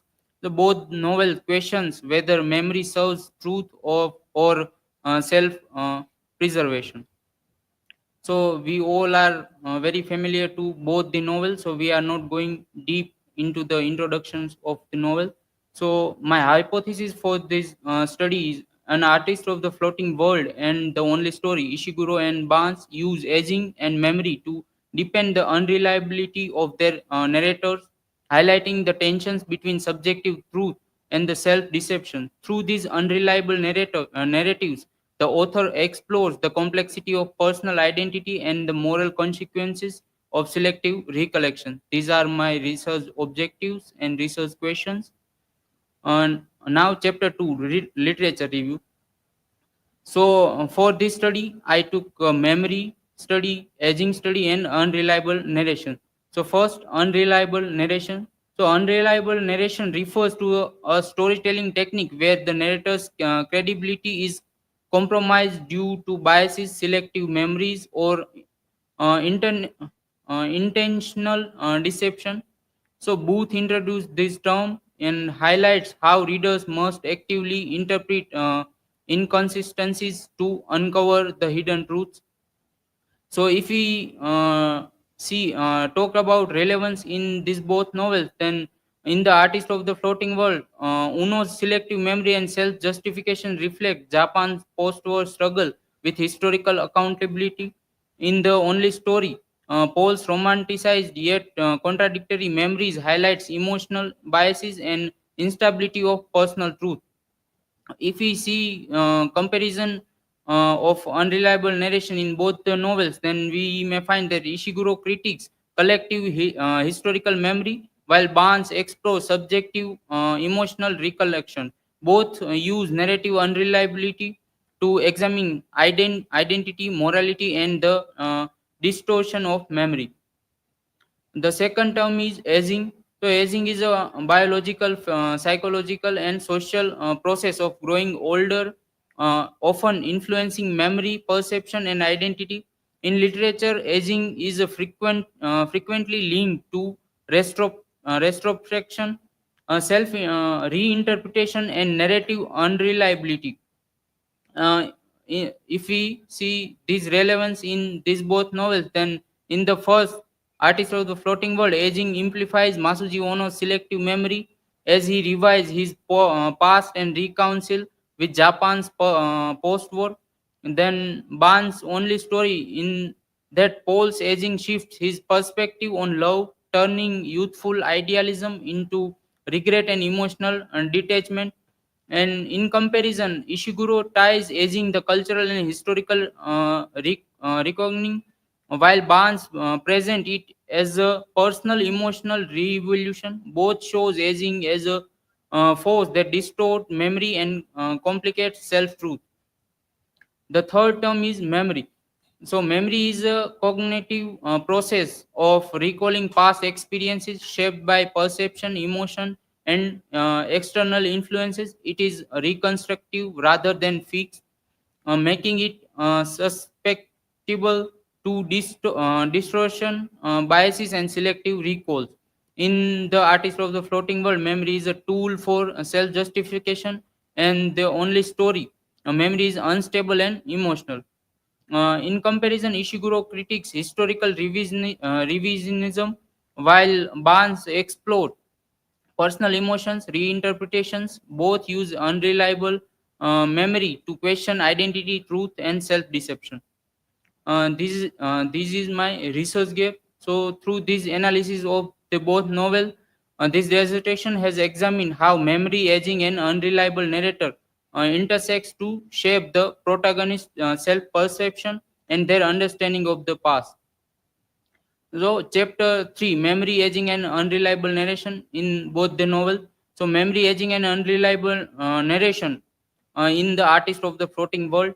So, uh, I took the original dialogues to justify this argument. So, first argument is about unreliable narration is we may safely say that no narration is or can be completely reliable. Even the best narrators are given limitations by the nature of their humanity and by the very act of selection in storytelling. So, in the first Artist of the Floating World, we may find that Masuji Ono restored his past, shifting between justification and regret.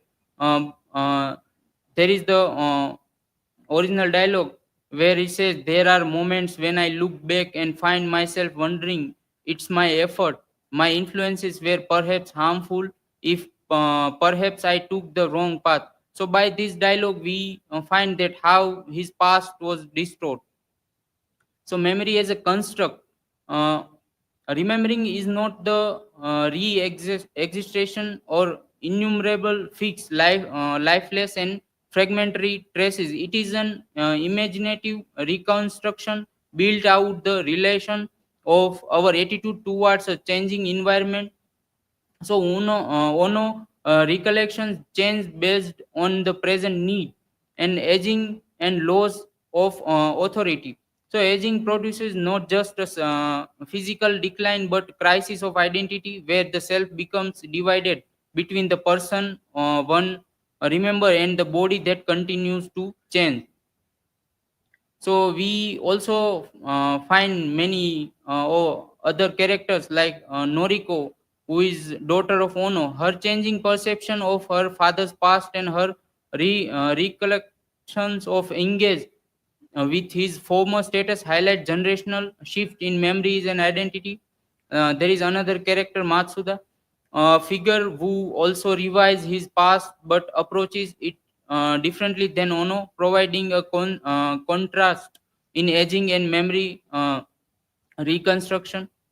Then we also find self-deception and guilt, cultural transition, historical revisionism, and by that the ethical question arises that can one truly redeem themselves without full acknowledgement of the past mistakes. Then memory, aging, and unreliable narration in the only story. The narrator may be unreliable in the sense that he is mistaken, or he may be unreliable because he deliberately misleads us. So Paul's perspective shift from first person to second person, and in last the third person narration we may find in the novel emphasizing memories instability.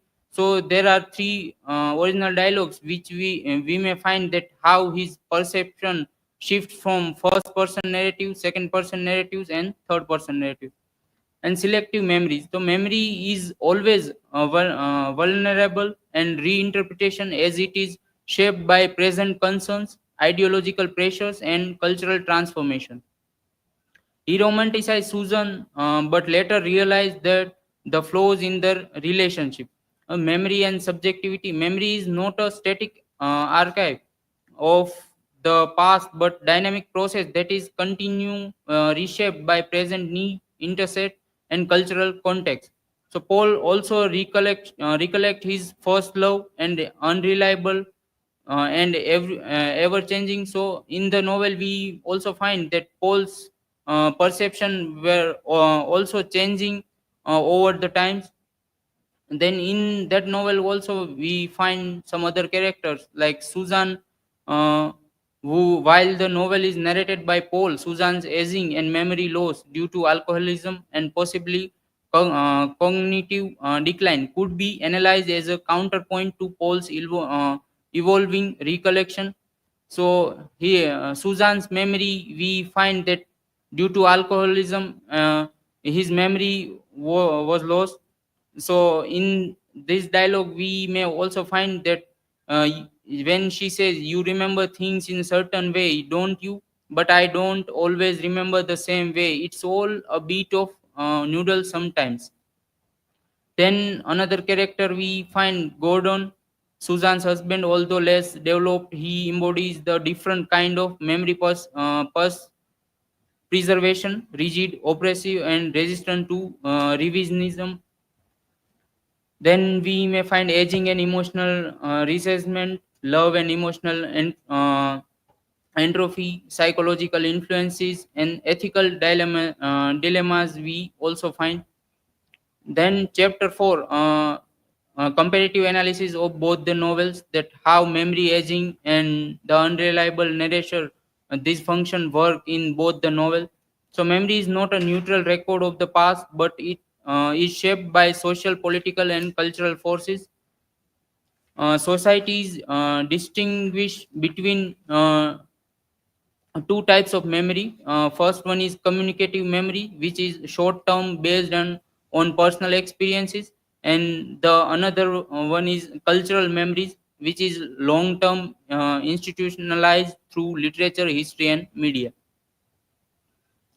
Then in the fourth chapter, I use uh, uh, two thematic comparison. First one is narratological comparison by Claudio. Comparative literature must focus on how universal themes are expressed differently across culture. Literature themes are not static, they evolve within culture and historical context, shaping the way narratives construct meaning.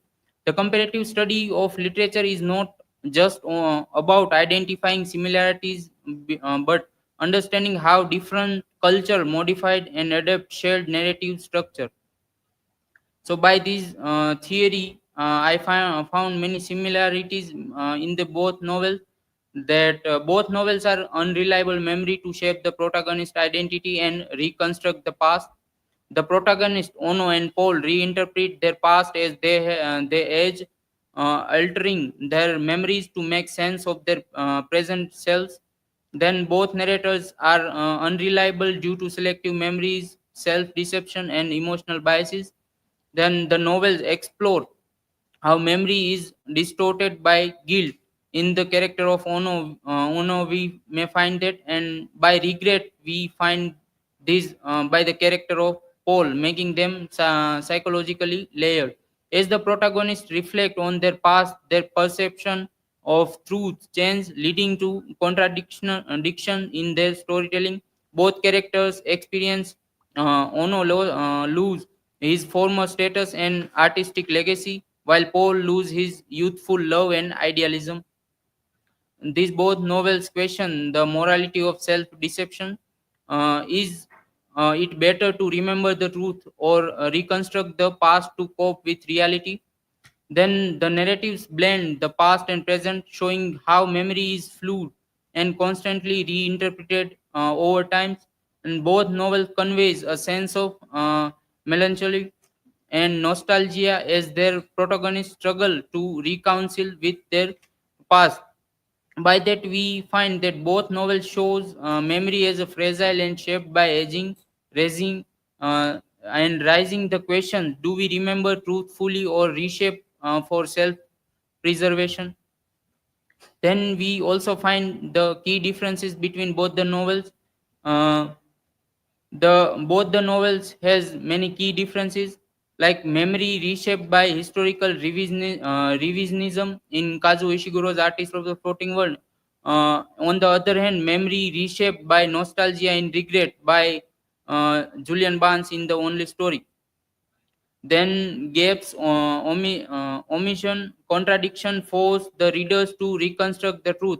In Only Story, we find that frequent shift in tense, tone, and perspective as first person, second person, and third person. Then aging and memory, we also find that Ono's memory evolved and the aligned with post-war Japan moral landscape. And the Only Story, we find that Paul interprets his past based on loss and disillusionment. Then we may find that Japan's war legacy and influences on Ono's selective memory. And in the Only Story, we find Paul's perceptions shift from romantic idealism to regret. Then ethical philosophical implications, we may also find that can selective memory absolves guilt, honors, revises his past to justify his choices. And in this only story, we find that Paul revises his past to cope with loss. Main difference is collective national memories. Ono's unreliable narration reflects Japan post-war historical revisionism, and in the only story, we find that Paul's unreliable narration reflect individual heartbreak and self-deception. Now, chapter 5 conclusion. So, this dissertation demonstrates that Ishiguro and Barnes use aging and memory to deepen narrative unreliability, revealing how selective recollection distort truth. Ishiguro critiques Japan post-war historical revisionism through Masuji Ono's selective memories, while Barnes explore emotional self-deception in Paul's shifting recollections of the first love. The narratives emphasize that memory is not a fixed archive, but a reconstructive and fluid process shaped by the self perception, nostalgia, and cultural pressures. Vancy Booth's theory of unreliable narration underpins this argument, as both authors craft narrators who challenge the reader's trust. Booth suggests that all narrators are unreliable to some extent due to their inherent subjectivity, but Ishiguro and Barnes take this further, showing how aging exacerbate memories instability. This study confirms that unreliable narration is not merely a literature device, but a tool for exploring broader philosophical and ethical concerns about truth and identity. Ultimately, this research fulfills its hypothesis by illustrating that unreliable memory is a key mechanism through which these author critiques personal and historical accountability. Memory is not just a tool of recollection, but an act of storytelling, raising the question: do we remember the preserve truth or preserve the self? And these are the key findings of the study, that memory is fluid, shaped by the self perception. In the Ishiguro's Artist of the Floating World, in the character of Ono, we find revised past and align the self justification. On the other hand, with the Paul's character, we find that memory shifts between idealism and regret. Then Ono claimed that selective past, Daniel, and self-preservation. Then Paul embraces memory's contradictions. In the cultural and ethical dimensions, we also find that in the first novel, post-war Japan memory as a national revisionism, and in the another novel, British nostalgia, love, and generational disillusionment. Memory distort truth, raising ethical questions of self-deception versus accountability. These are my references. Thank you.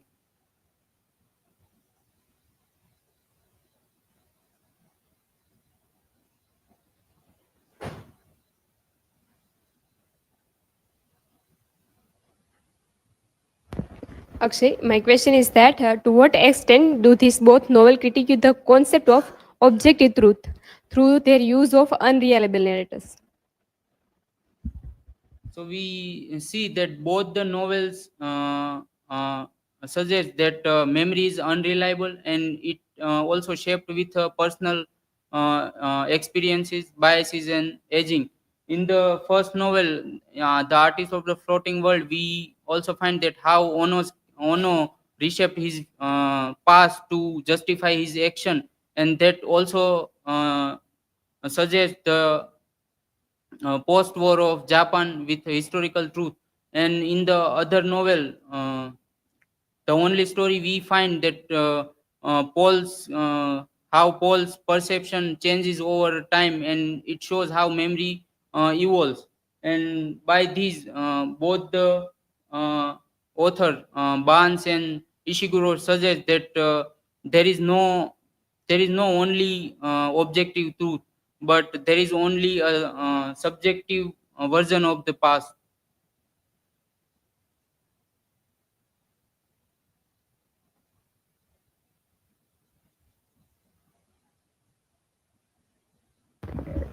Akshay, my question for you, what is the significance of younger characters in challenging the memories of the older generation?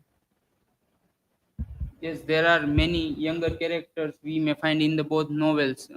In the Artist of the Floating World, we find the daughter of Ono, Noriko. This character challenges the Ono's past and making Ono's questioning to his past. And the Noriko's view also highlights that Japan's view, how the Japan's view changing after the war. And in if we talk about other novel, then in the only story by Julian Barnes, we may find the younger version of Paul, or younger Paul, and that how his perception changes over time, and how that memory evolves and affects his life. And by this younger character is also challenging the older generation's idea or views that on their past.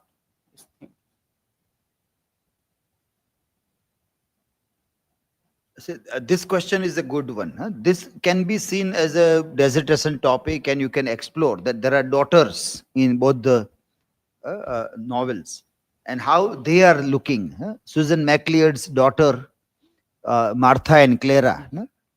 One daughter takes the responsibility of the mother. So it displays more maturity, as Norika displays. Not Norika, Setsuko. Another daughter, the older daughter. So if you look from that angle, it becomes something new, something interesting. Yes. Unreliable narrator is already seen by so many. So to find a research gap in that is very difficult. So this way, if you can identify that how normally people see that old generation people are more smarter, more mature than the young people. But if you find the stories where you find that old people are committing mistakes, younger are much mature. So it becomes a new insight. It is deconstructing the already accepted notion that the older people are more mature. Then there is a gap for research. Yes. So that way to identify how to see the research gap, another thing. Otherwise it is difficult. Though you have mentioned research gap here, but whatever you are saying, that you want to see guilt, responsibility, self-deception, socio-cultural context, Japan, England, that is already discussed. No, you talk about Suzanne Eng talking about Ono's character. That is what you have reviewed. You already have reviewed the works where it is already coming. What you are trying to say is a research gap. Merritt, Mosley's article or maybe book that you have studied, Martha Nussbaum's Love's Knowledge, Paul's character you see there, Andrew Bennett. So whatever you have reviewed in that only, the answer to your gap is already available. So then after reviewing that, what remains to be done? Secondly, you have referred to Brian Schaeffer, then Cynthia Wong. This is page 25. You can just remember so that you can revisit that. But they are not cited. Brian Schaeffer, where he is telling what is mentioned here.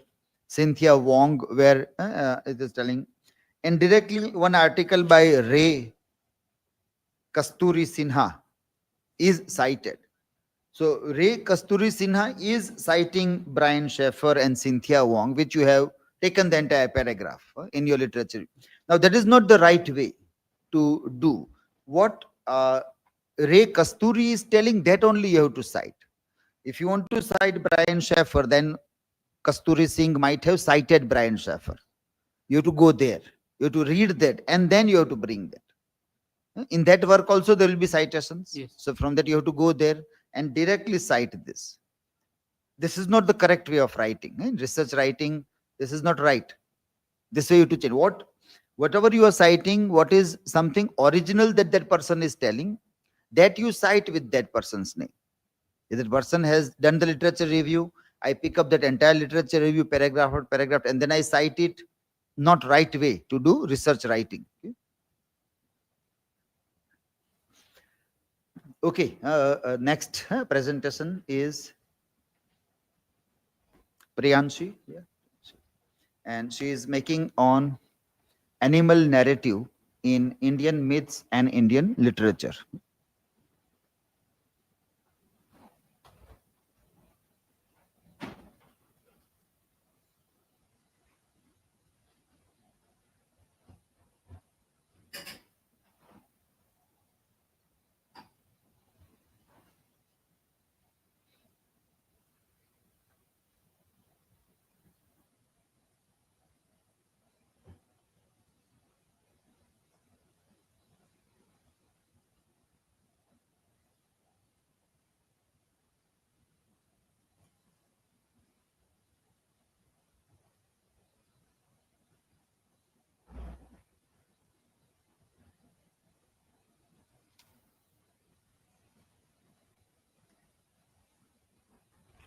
Good afternoon. Good afternoon, everyone. My name is Priyanshi, and today I am presenting my dissertation on the topic animal narratives in Indian myths and Indian literature. These are my academic informations. These are the table of the contents. So first of all, chapter 1 introduction.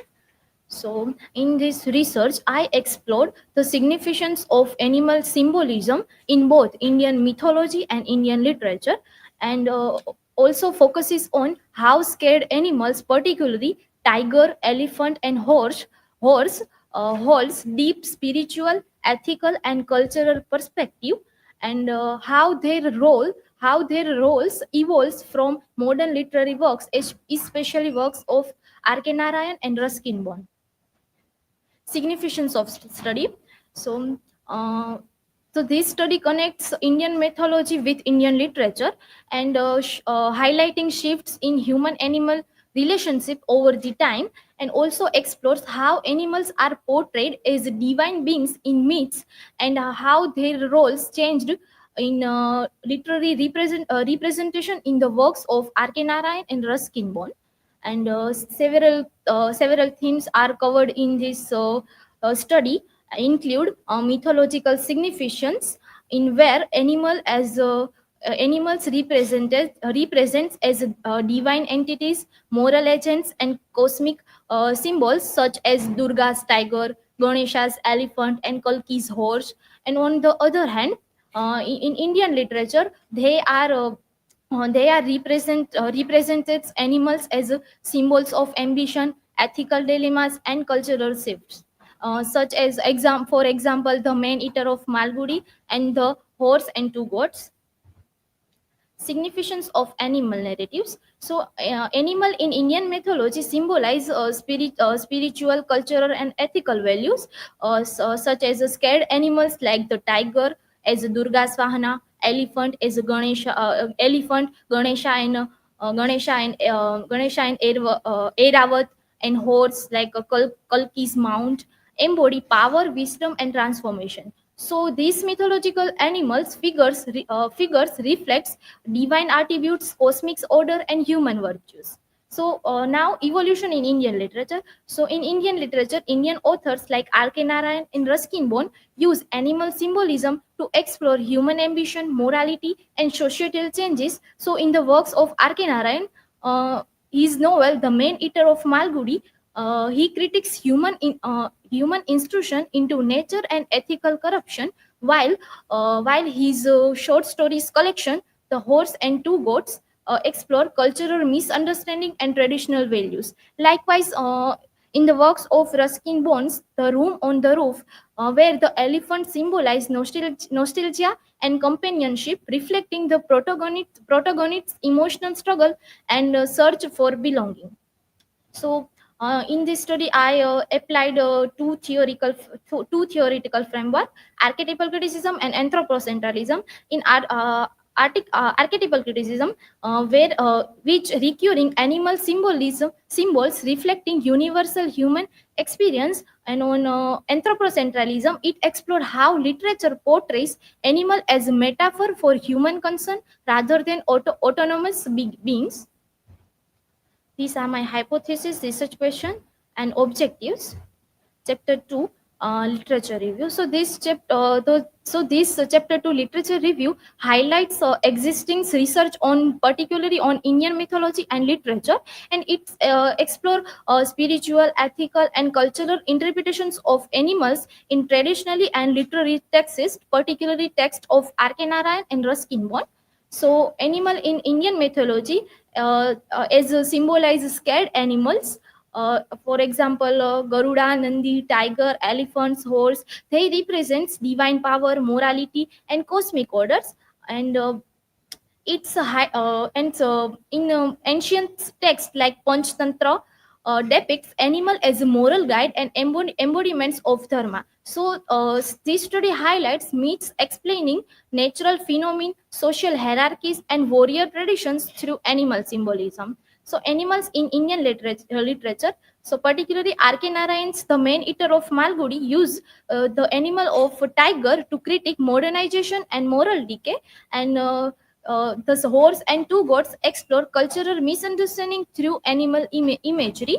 And Ruskin Bond's works also emphasize human-animal relationship, nostalgia, and ecological awareness. So research kept identifying these studies. There are limited analysis of how mythological animals figures transition from ancient texts to Indian literature, and also unexplored representation of marginalized animals like dogs, rats, insects in Indian narratives. Chapter 3, Animal Symbolism in Indian Mythology, a Comparative Analysis. So animal symbolism serve as a bridge between the divine and earthly realms. So scared animals represents power, wisdom, destruction, renewal, and cosmic balance.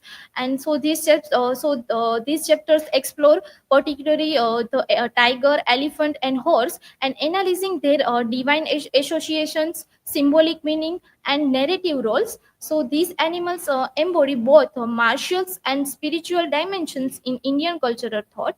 So first of all, the role of the tiger in Indian myths.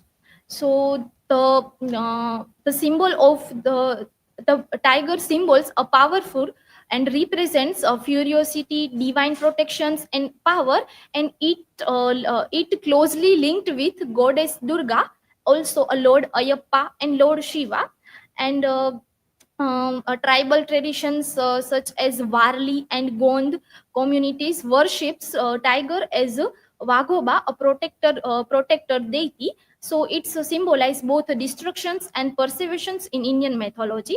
Also, tiger is a power, protection, and destruction in Indian mythology. As we know that tiger is symbolizes Durga's Vahana. So it's basically symbols of strength and divine interventions. And Ayappa's tiger right, it represents submissions to divine will. Also Shiva's tiger scheme, it's symbols the control over primal instincts and ego. So symbolic meaning of the tiger is overall symbols of strength and power, also symbols of death and destructions. Also it's depicted as a spiritual wisdom, and also tribal worships him, worships tiger. So second one is the elephant in Indian mythology.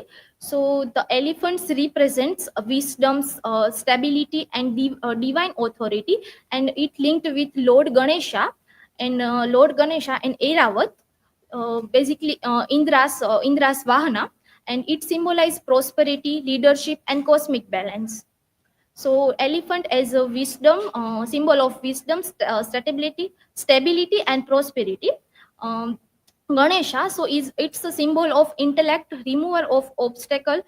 Airavat, Indra's mount, it's linked to fertility, rain, and cosmic order, and basically it used in royal ceremonies and religious rituals. And the third one is the horse in Indian mythology. So it's symbolize basically symbols of speed, power, and transformations. So it's closely linked to the Ashwin's Kalki avatar, and it's play a role in scared rituals as Ashwamedha Yojana and eschatological beliefs. And like Ashwins means twin horse headed deities. So it represents basically healing and renewals. And Kalki's white horse, so it bringers of apocalyptic renewal and cosmic justice. So basically it's central to rituals like the Ashwamedha Yajna, a horse sacrifice, and it used to assert kingships and sovereignty. So basically mythology portrays animal as a scared entities, reinforcing dharma and cosmic harmony, and their roles evolves into cultural and political symbols in literature and as well as in rituals. So symbolism highlights the interconnectedness of human nature and divinity. Fourth chapter, shift from myth to modernity, animal narratives in Indian literature with reference to R.K. Narayan and Ruskin Bond. So Indian storytelling has evolved from mythology to modern literature. So basically shows the transforming role of the animals. And as we know that ancient narratives like Panchtantra and other ancient texts depicts animal as a divine symbols and cosmic force. And on other sides, Indian literature, especially so in the works of R.K. Narayan and Ruskin Bonds, it represents animals as a metaphor for human emotions, societal conflict, and identity struggle. So basically, it shows the transformation through divine symbols to become metaphors. So key themes and concepts. The tiger in Indian literature. So in myth, tiger represents power, destruction, and divine justice as as a goddess Durga's Vahana. And on the other side, in literature, particularly the text of R.K. Narayan's The Man Eater of Malguni. So in the novel, the antagonist Vasu symbolize the predatory nature of man-eating tiger. So basically, it highlights moral corruptions, human greed, and the destructions of societal harmony. And these novels parallels with Bhasmasura myth, which is a self-destruction due to uncertain power. And the elephant in Indian myth. So in a mythological role, the elephant symbolizes as a symbol of wisdom, prosperity, and cosmic order as a Ganesha and Airavat. And in the works of Ruskin Bonds, the room on the roof, in which the elephants reflects a nostalgia, companionship, and Rusty's longing for freedom, and it represents the tension between captivity and liberation, mirroring Rusty's emotional journey. And it is basically it's a silent observer of human emotions, contrasting stability with human conflicts. The horse in Indian literature. So as we know that it represents a power, mobility, and divine will, as Ashwamedha Yajna in Indian myth. And in the novel of R.K. Narayan, in the collection of short stories of R.K. Narayan, A Horse and Two Goats, in which the horse statues becomes a misunderstood cultural artifact, and it highlights themes of traditions versus modernity and colonial misinterpretations and economic disparities. So the static nature of the horse contrasts with its historical association with conquest and movement. So comparative analysis meet to modernity. So in the mythological perspective, animals are scared symbols associated with cosmic and divine will. On the other side, in modern literature or in Indian literature, animals symbolize animals symbolize as a human psychology, moral conflict, and changing societal structure. So evolution of theme. So first of all is a tiger. So it depicts from divine justice. It shows the transformation from divine justice to human corruption. Second one is elephants. So it shows the shift from cosmic stability to personal nostalgia. And horse, so it shows shift. It shows a shift from royal power to misinterpretations and transformation. So basically, it shows the shifts in animal narratives, reflects broader cultural transformations in India. And in mythological era, animals conveyed spiritual and cosmic truth, while modern literature explores human struggles and societal change. So in the works of R.K. Narayan and Ruskin Bose, it redefines traditional symbols and making them relevant to contemporary readers. And the evolutions of these narratives bridge the past with the present and enriching Indian literature's explorations of identity, morality, and human animal relationship. So chapter 5 conclusions, key findings in the studies. So throughout the studies, and we can see that animal symbolism in mythology and as well as in literature reflects spiritual, ethical, and cultural transformation. Particularly, tiger, elephant, and horse retain symbolic significance from ancient text to modern literature. In the special works of R.K. Narayan and Ruskin Bone, it reinterprets in animals to critique modernizations, human emissions, and ecological concerns. So, mythological animals evolves in literature, shifting from divine beings to metaphors for human experience and societal changes.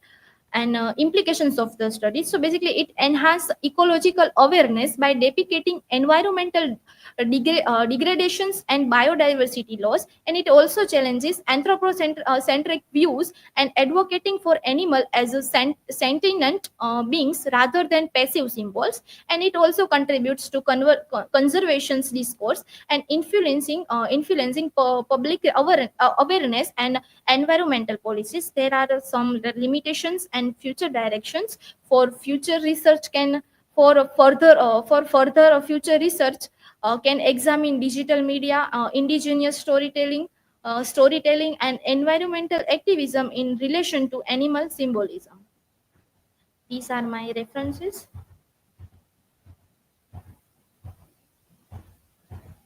Thank you. If you have any question, then feel free to ask.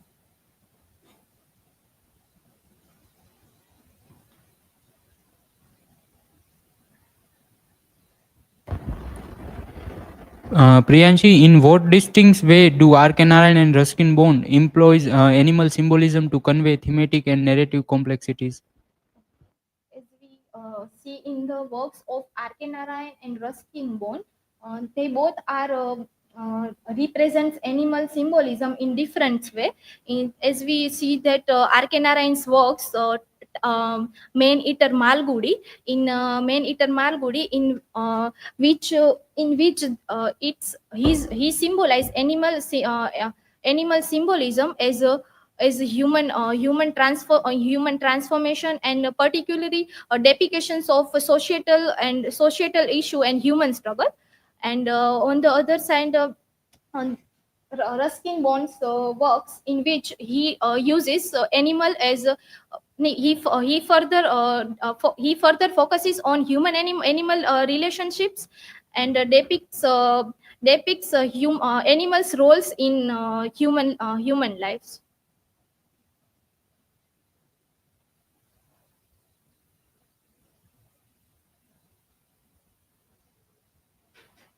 Priyanshi, my question is that can you find any differences between the animal symbolism in mythology and literature?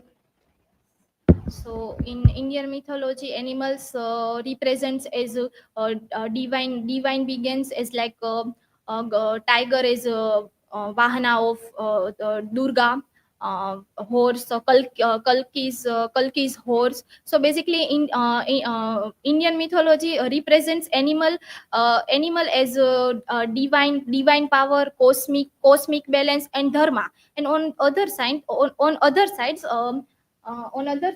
in Indian literature, it's depicts animal. In Indian literature, animal became a metaphor through their works. So these key difference I can find in works.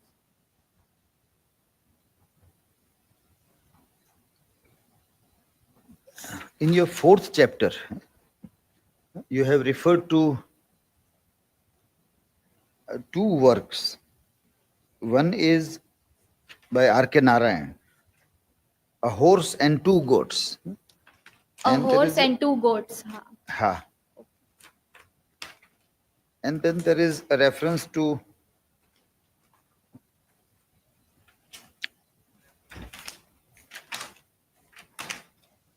bonds, the horse and the goat. हाँ. So are Bones, there the room on the roof. no, but here it is the horse and the goat. This is page 69. And this is repeatedly coming at on other page also.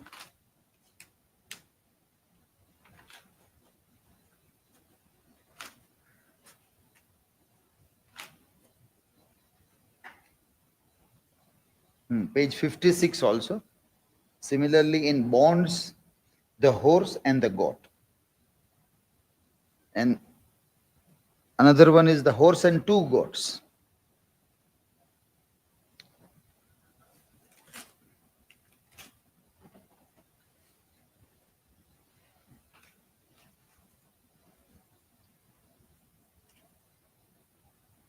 So read it once again to see what is written. Why this kind of errors remains there.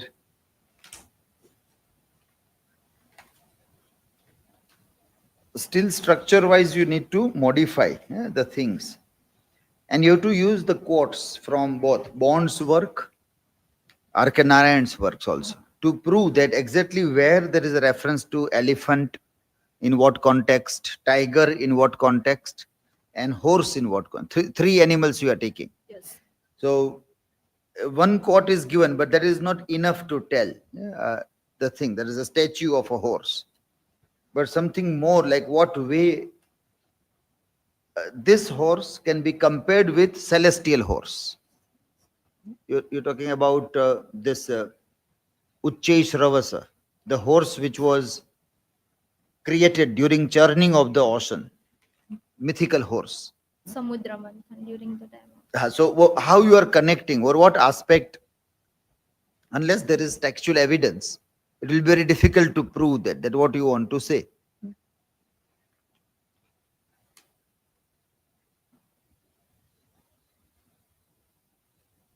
Images that you have given, you give caption also. What is that image about? Caption to that image. You have given the list of images also. In citations, remove underlines when you print. Capitalization you need to take care of. How the capital and the letters are written there. Okay, next presentation is HARDI on Can the Subaltern Speak? Revisiting Spivak's theory in Arundhati Roy's The God of Small Things, and Kavita Kane's Karna's wife, the outcast's queen.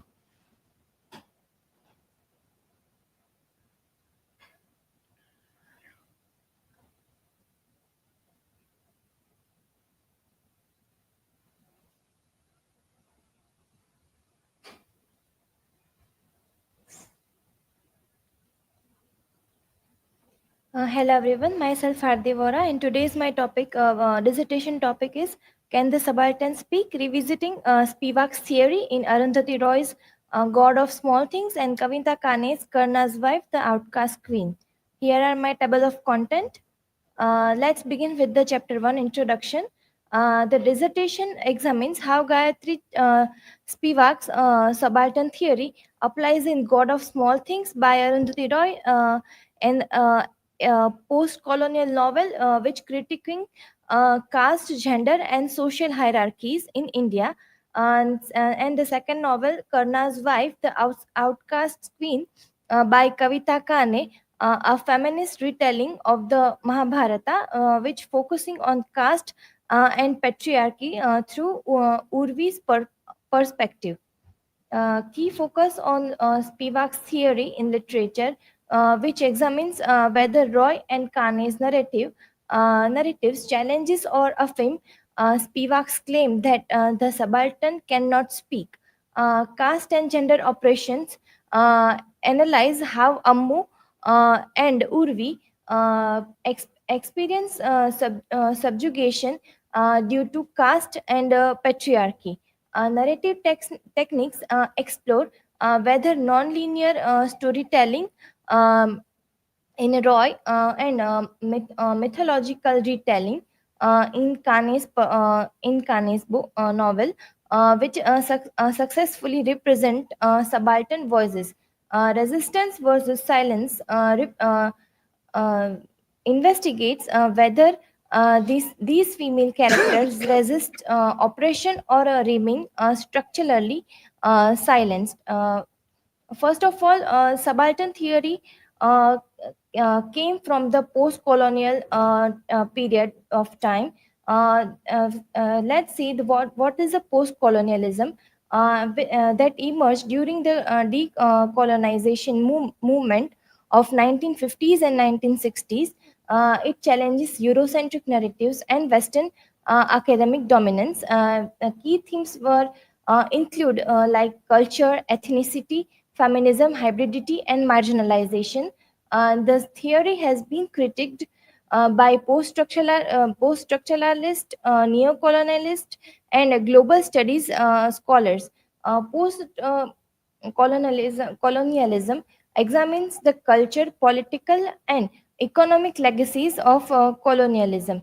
Edward Said's Orientalism critiques how the West represents the constructs knowledge about the East. Again, and Deepesh Chakraborty advocates of de-centering European historical dominance. Post-colonial critic questions the ideological contradiction within nationalism. Subaltern theory highlights the silencing of marginalized voices in dominant narratives. Post-colonialism extends into literature, films, and cultural studies to analyze identity and representation. It critiques how colonial ideologies continue to shape contemporary knowledge production. These are some essential points from chapter 1 introduction. The subaltern theory overview, which derived the Antonio Gramsci. The subaltern refers to those excluded from power structures. Spivak argues that the subaltern woman is doubly marginalized by colonialism and patriarchy and structurally silence. Second one is Spivak's perspectives. In the subaltern cannot truly speak because their voices are mediated by elite discourses, which attempts to retrieve subaltern voices often reinforce dominant power structures.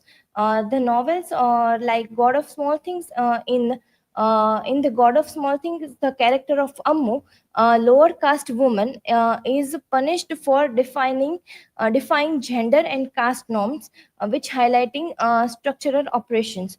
Karna's wife Urvi, a high-born woman, marries Karna, a low-caste warrior, and struggles against caste and patriarchal limitations.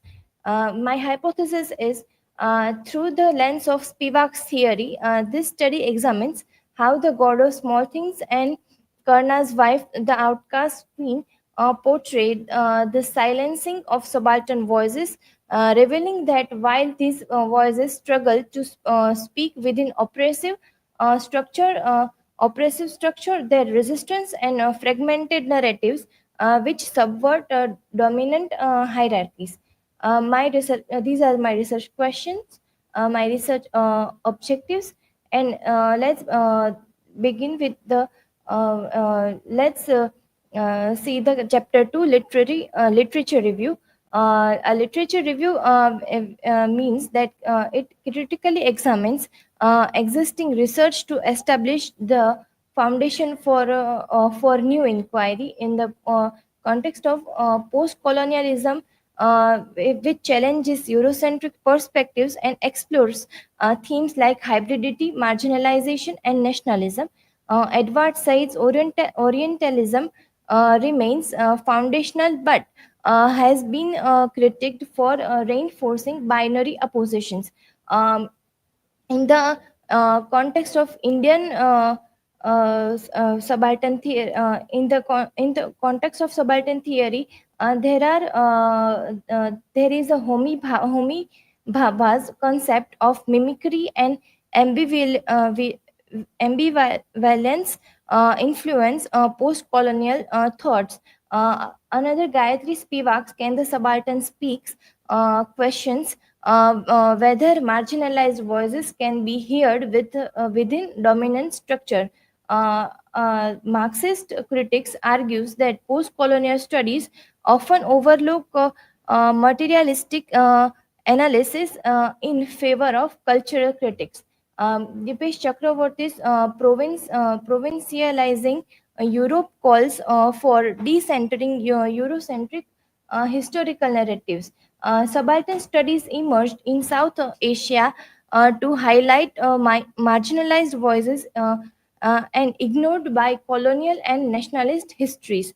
Ranjit Guha's elementary aspects of peasant insurgency, which analyze peasant consciousness and resistance. Spivak critics attempts to recover subaltern voices, which arguing that dominant discourses shape their representation. Arundhati Roy's the God of the Small Things examines caste, gender, and marginalization through a subaltern lens. And the Kavita Kane's Karna's wife reimagines mythology, which giving agency to the marginalized female character. Another thing is feminist retellings of mythology challenge patriarchal narratives and caste hierarchies. Literature offers a space to analyze the complexities of subaltern agency and structural operation. My research gap is limited research are applied to Spivak's subaltern theory to contemporary Indian literary texts like God of Small Thing and Kane's Karna's Wife. Another thing is a comparative analysis of subalternity in realistic fiction versus mythological retellings remains largely unexplored. The existing studies focus on subaltern silencing, but also overlook the agency and resistance within oppressive structures. The study examines how Roy and Kane represent subaltern voices while addressing Spivak's critic of representation. Subaltern discourse has largely prioritized with class and caste, neglecting the gendered subalternity in Indian literature. This research expand subaltern theory through an intersectional lens, like analyzing female oppression under caste and patriarchy.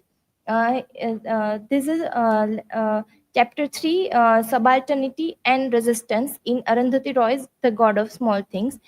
First, we start like the introduction to subalternity and resistance. In the novel explores how subalternity and resistance function in post-colonial India. According to Spivak, which highlights the systematic oppression based on caste, class, and gender, with the reference of subaltern studies and post-colonial theories by Spivak, Ranjit Guha, and Antonio Gramsci. Characters like Velutha, Dalit, untouchable man, and Amu, who is marginalized woman, who both were challenged to hegemonic structures. Resistance in the novel is a subtle and direct, revealing the consequences of defining societal norms. Second one is the caste and gender as a sites of marginalization. This particular point is we have seen in Velutha's and Amu's characters. Velutha's subalternity and caste oppression, like he was a Dalit laborer who represent caste oppression, and in the novel, Roy also also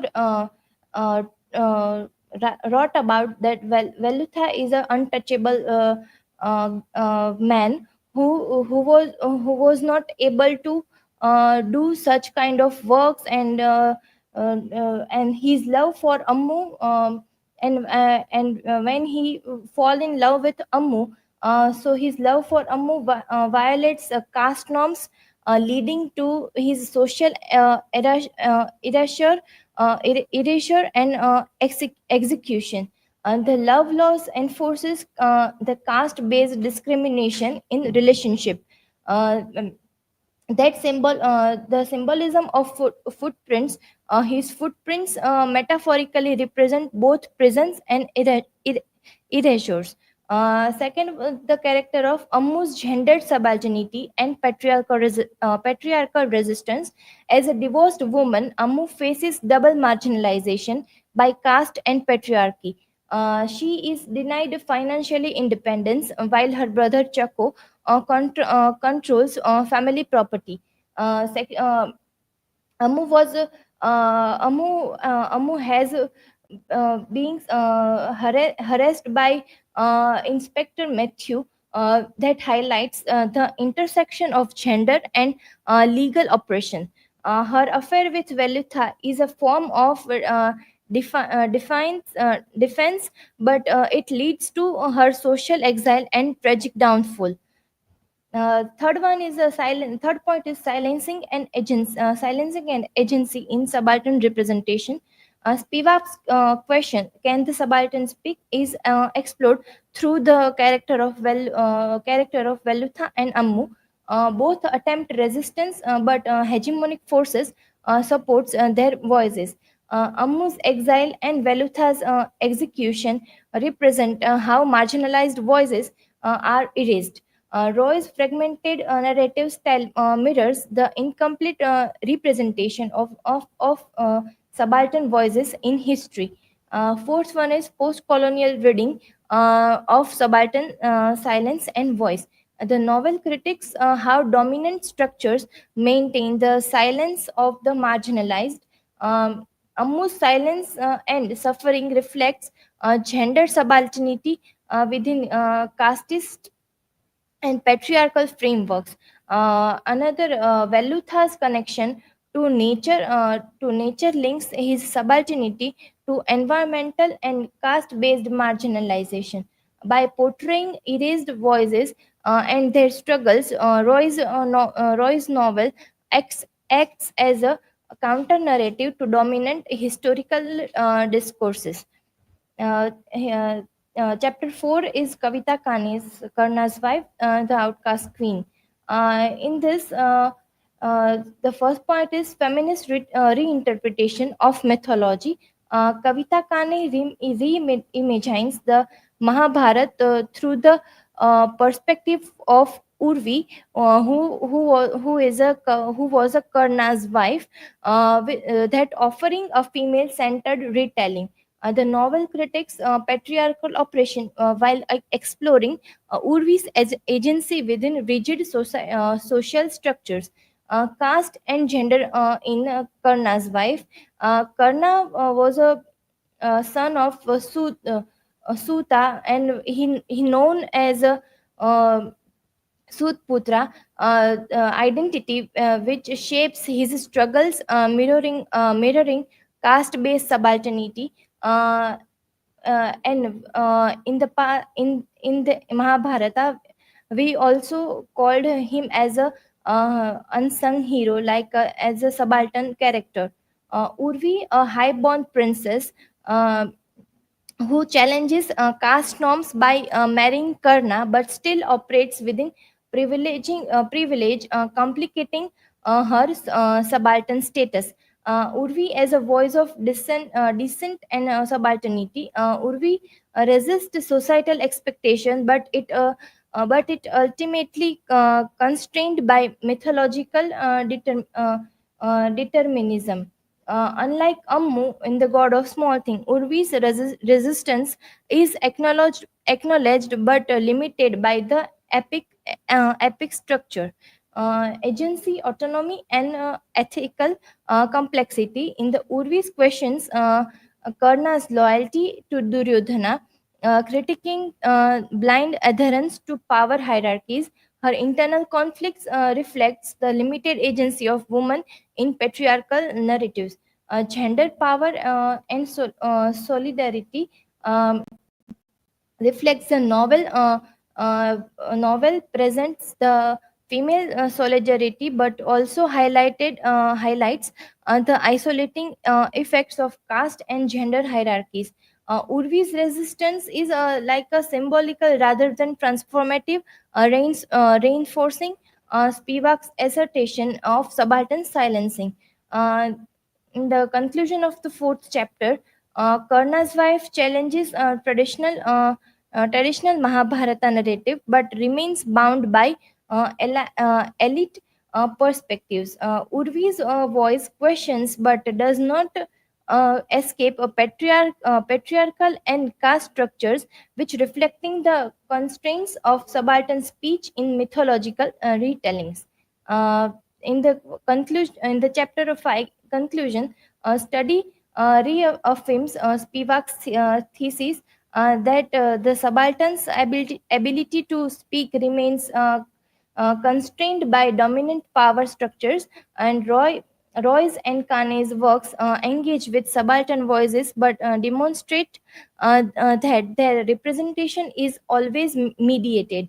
While literature provides a space for subaltern voices, true agency remains elusive due to structural barriers. The God of Small Things highlighted caste and gender oppression, which illustrating the subaltern's erasure through the Velutha and Amu.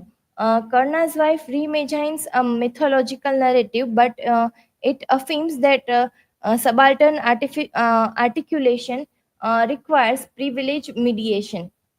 The question of whether the subaltern can speak is not binary, but it exists as mediate expression within hegemonic frameworks. Literature remains a crucial space for questioning power and representation. Through it cannot fully breach subaltern silences. My key findings are subaltern silencing in the both text, which depicts how caste, gender, and class hierarchies suppress subaltern voices.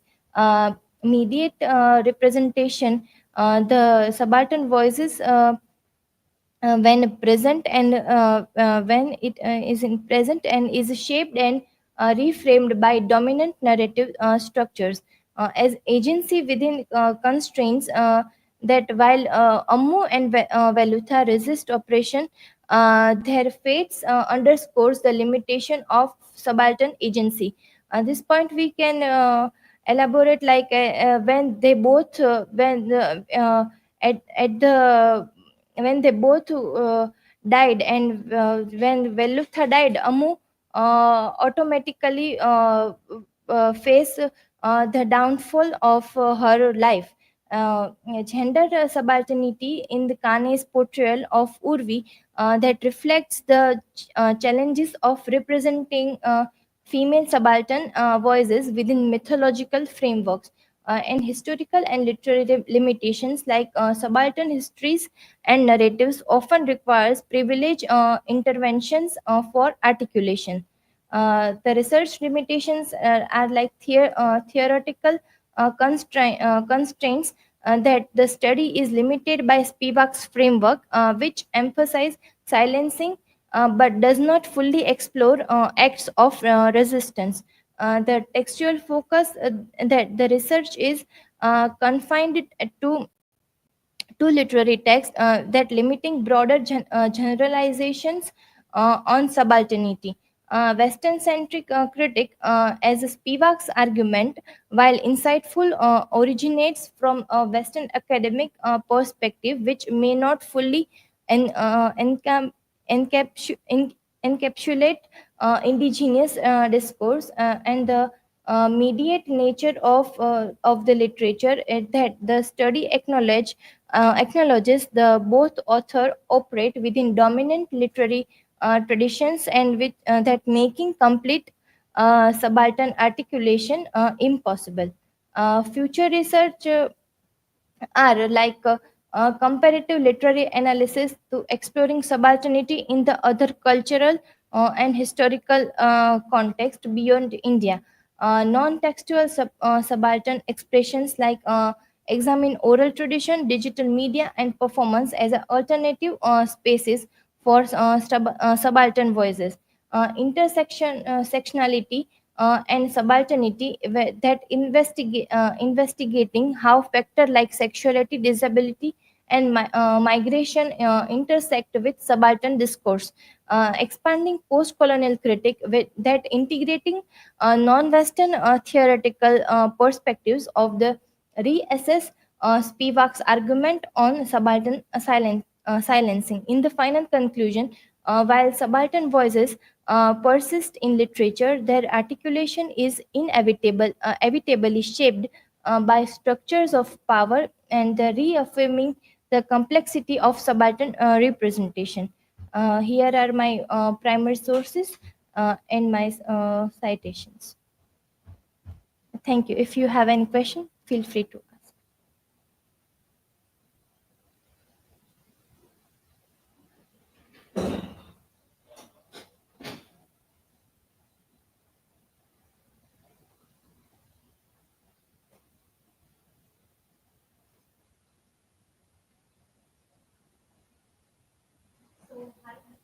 Question is, how does the use of narrative techniques in The God of Small Things and Karna's wife, the outcast queen, impact the portrayal of subaltern voices?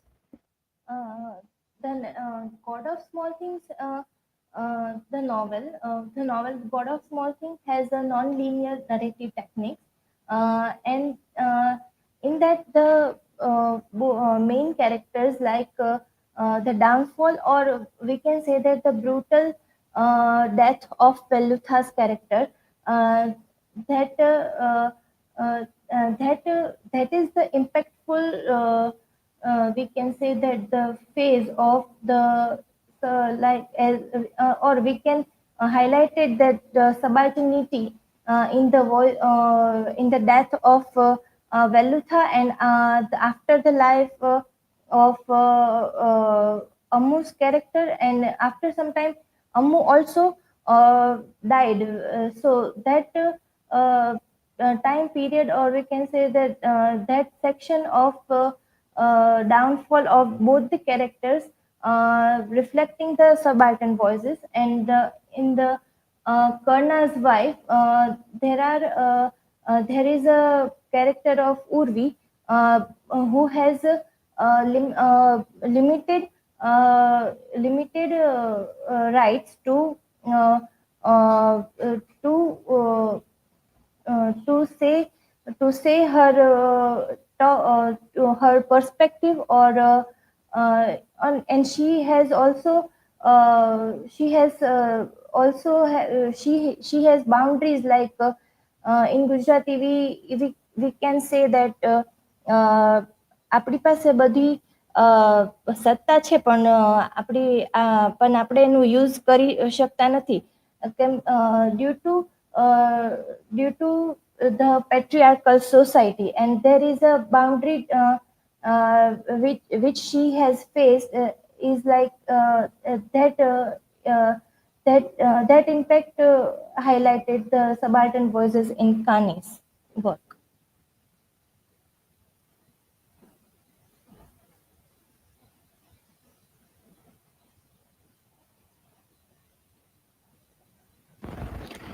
Hardi, in what ways do the endings of both novels reinforce or challenge the silence of subaltern characters? In the context of the God of Small Things, there is a two end, and which I have already discussed in previous question, that Velutha and Ammu's death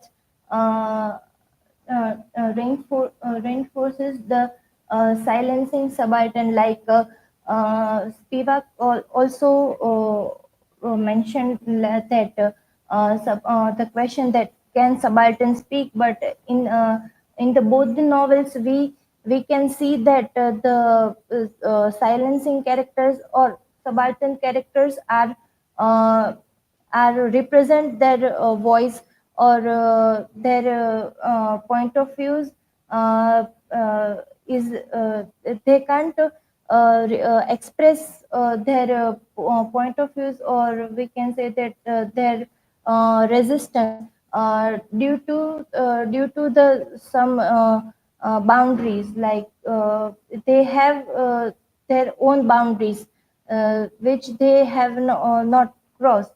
So yes. Okay, so you have made the corrections which were suggested. In your slides, we are seeing that some of the suggestions are incorporated.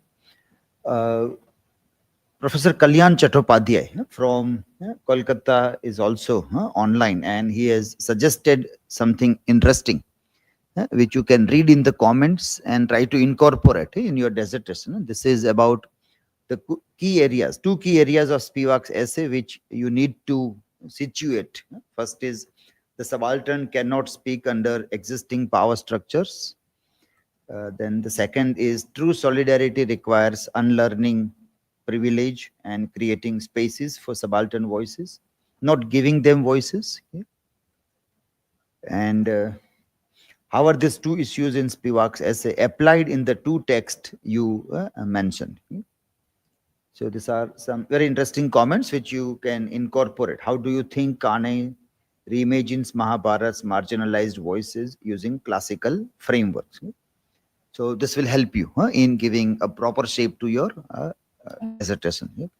Thank you. Okay, the next presentation now is the last one for the day. Khushi is going to make a presentation on global capitalism and cultural hegemony, middle class identity in Chetan Bhagat's novels, One Night at the Call Center, and Two States, the story of my marriage.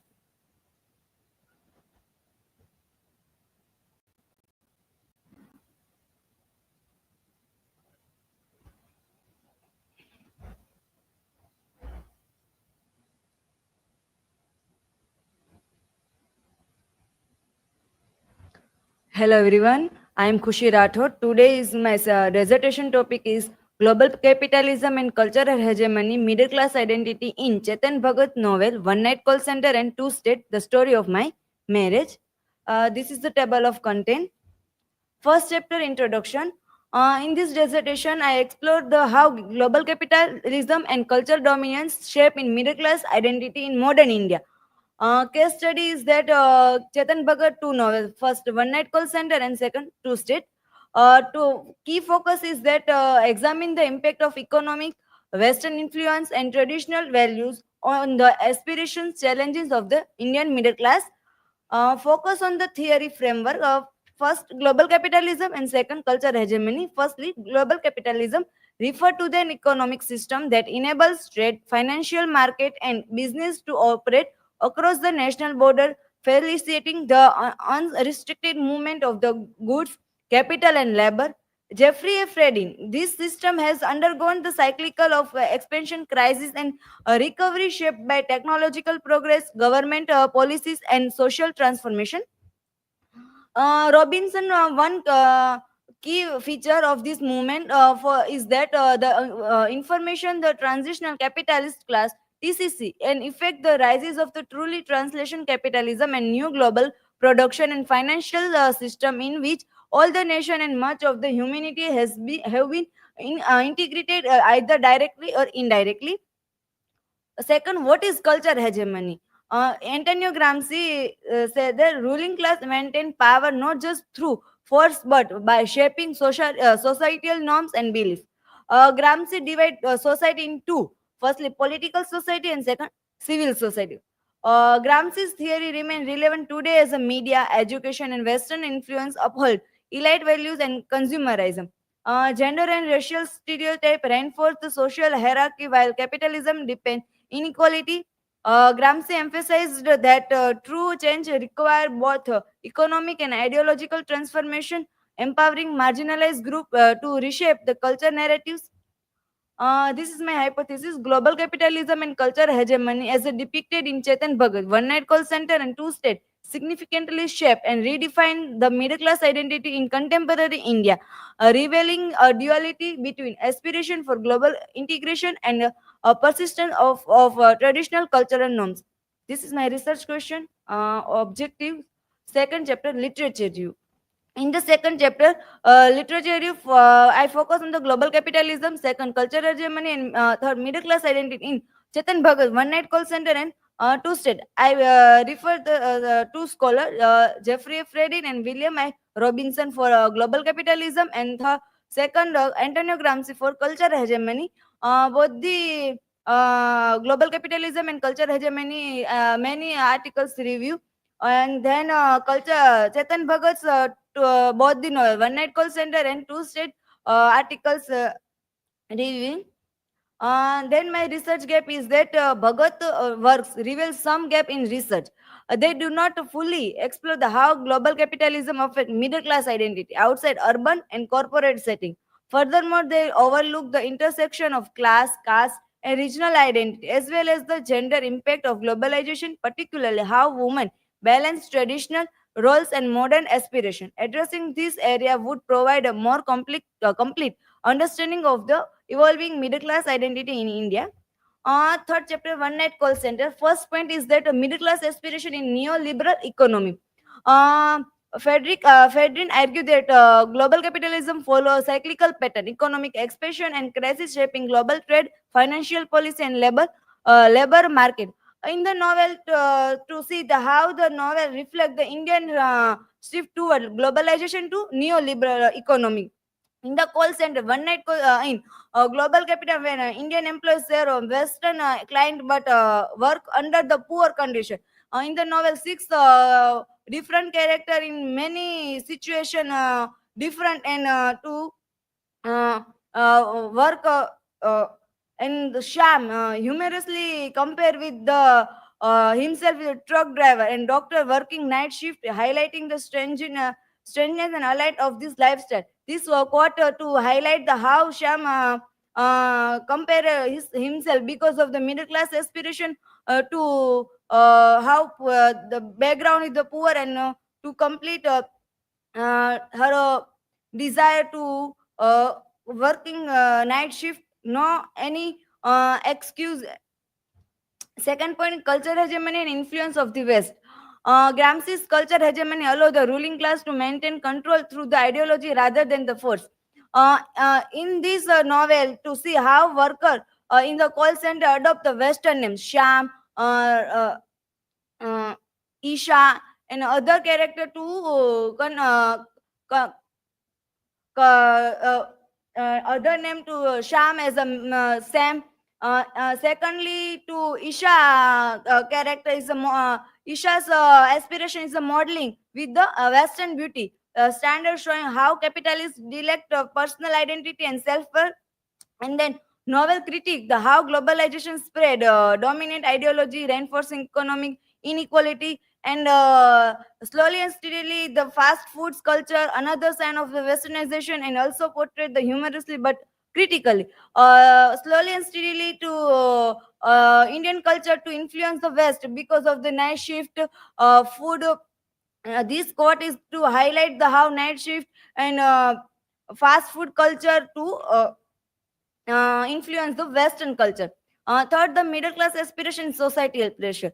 Gramsci argued that the capitalists aligned worker by making them internalize the system logic and forcing the unfulfilling labor. In the novel, the Bhagat critique how middle class aspiration revolve around the financial stability.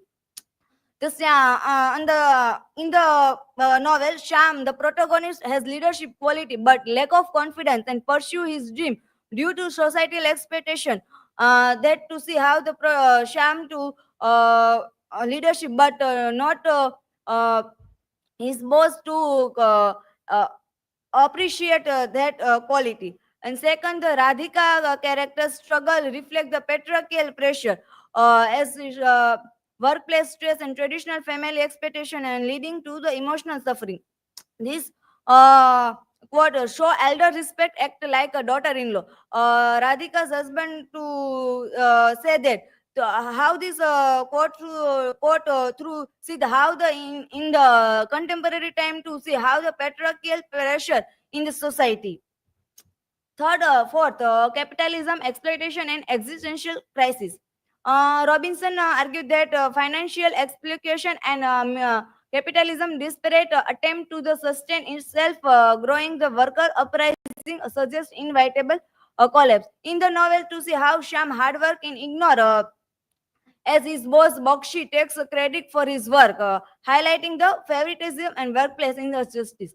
In the novel, Sham's character degree to see, but his boss Bakshi not appreciate his hard work and ignore them. Second character is to see how Isha faced the gender exploitation in modeling industry, reflecting how the capitalists commodify individual.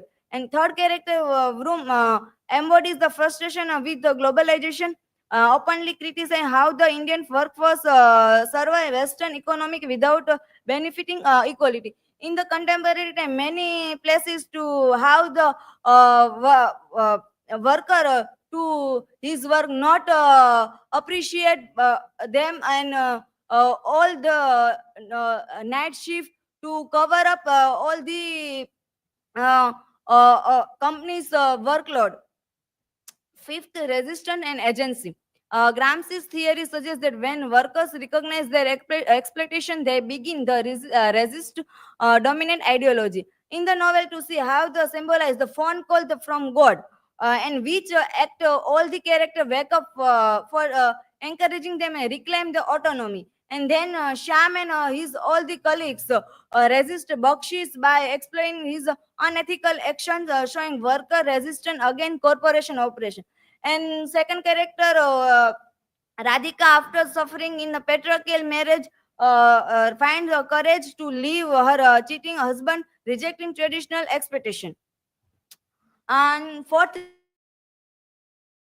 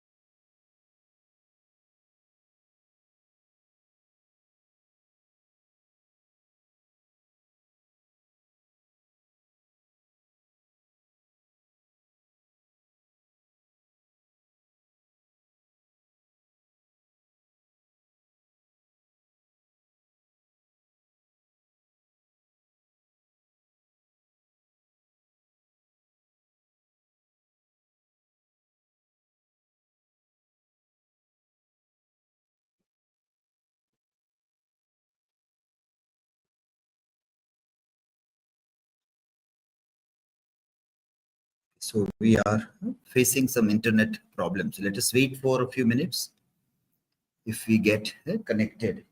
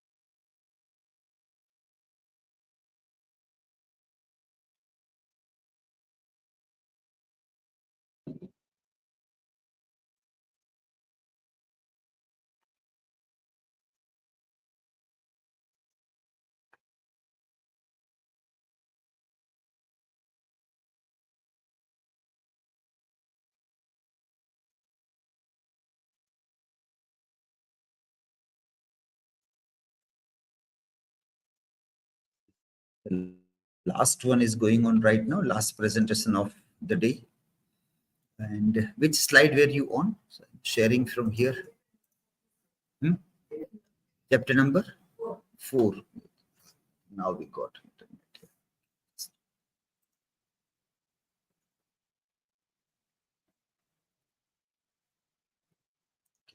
The internet is restored. It's connected.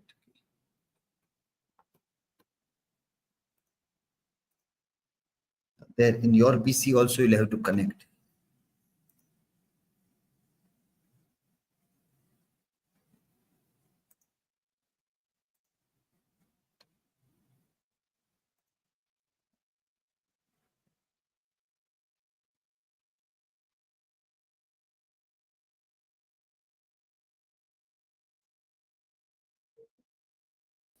Share the screen.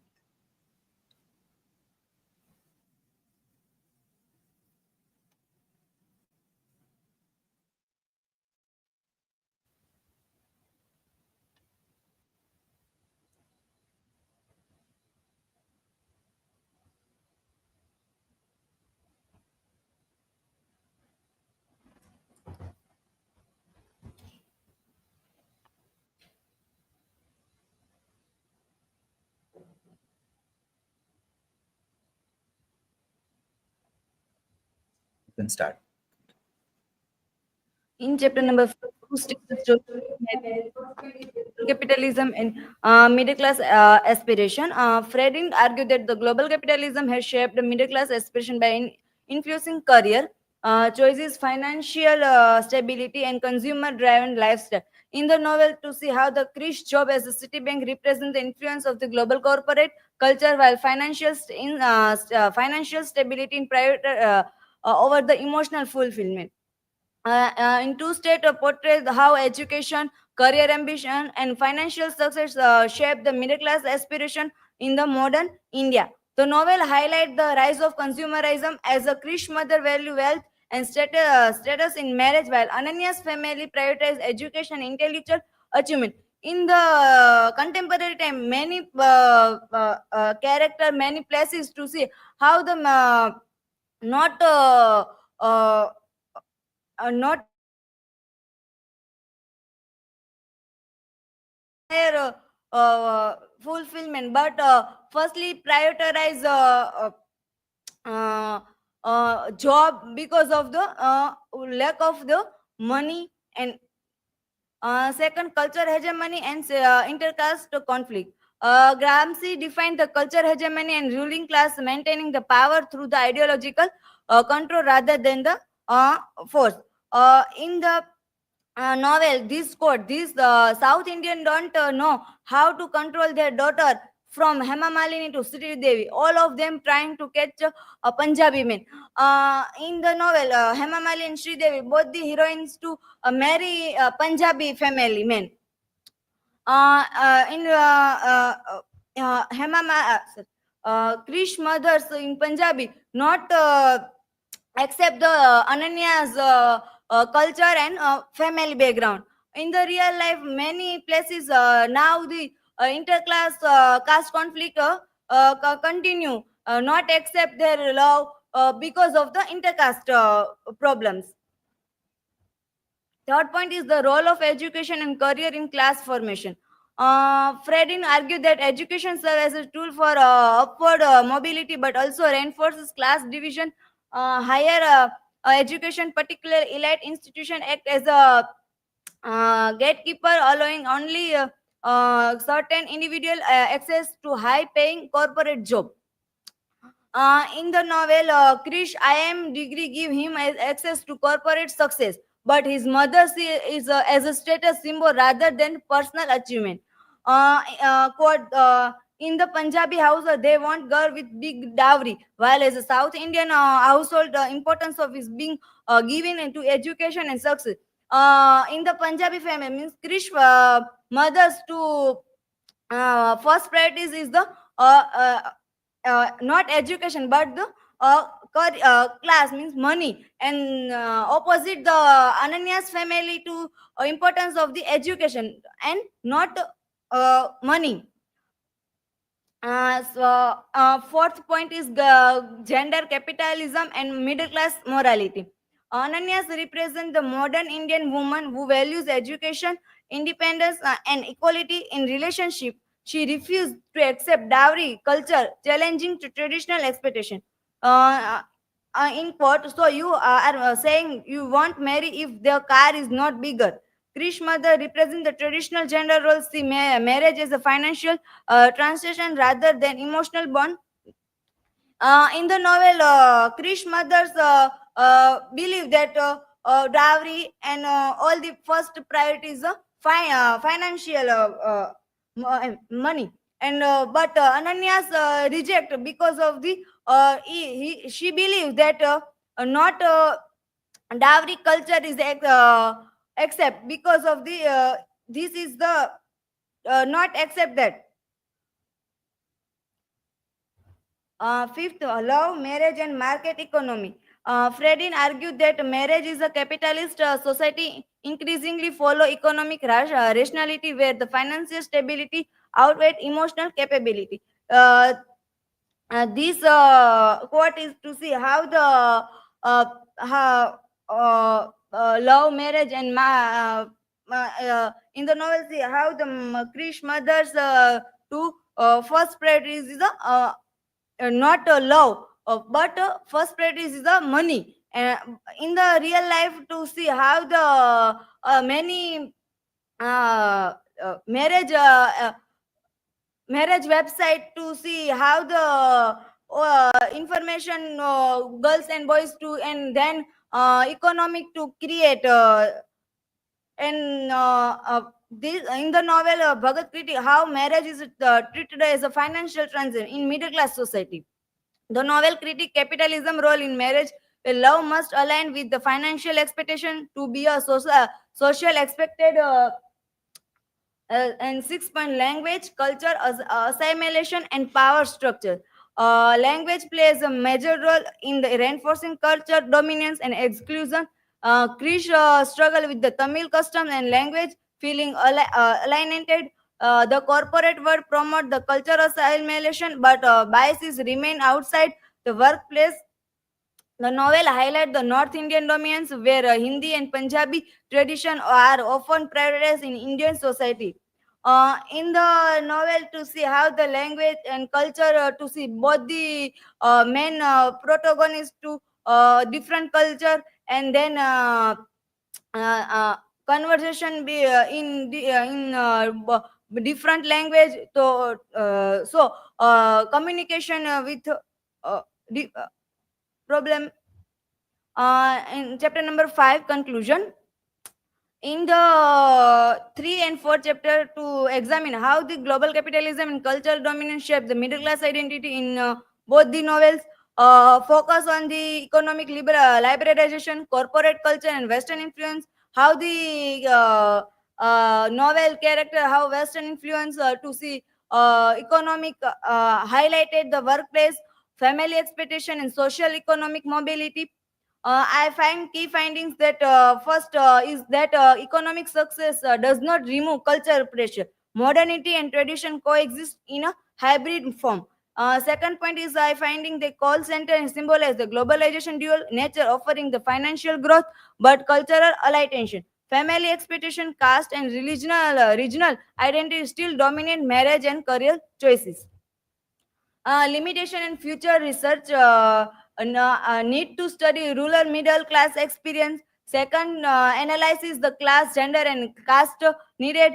Third, the comparison Bhagat no, other work with the other author like Arvind Adiga, Jhumpa Lahiri, and other Indian authors. Impact of the digital globalization and work personal life, and last exploring the stress work life balance and mental health in the westernized corporate job. All the points is the future research and limitation. And last final conclusion, middle class identity is shaped by both the capitalism and culture tradition. Globalization does not erase the traditional norms, instead reshape them, fit modern aspiration. Future study explore how the new job market, technology, and evolving culture norms reshape identity. This is the bibliography, primary resources, secondary sources. Thank you. If any question, feel to ask.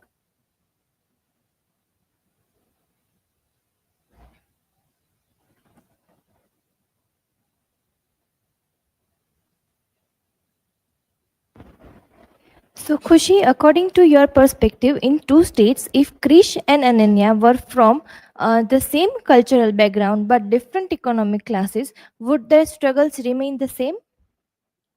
Hardi, into state, in my perspective, if Krish and Ananya were from the same cultural background but different economic classes to financial struggle, they're both the convinced that family to accept the love and love and background, but still in India to big barrier of the caste and love marriage because of the different culture and economics classes.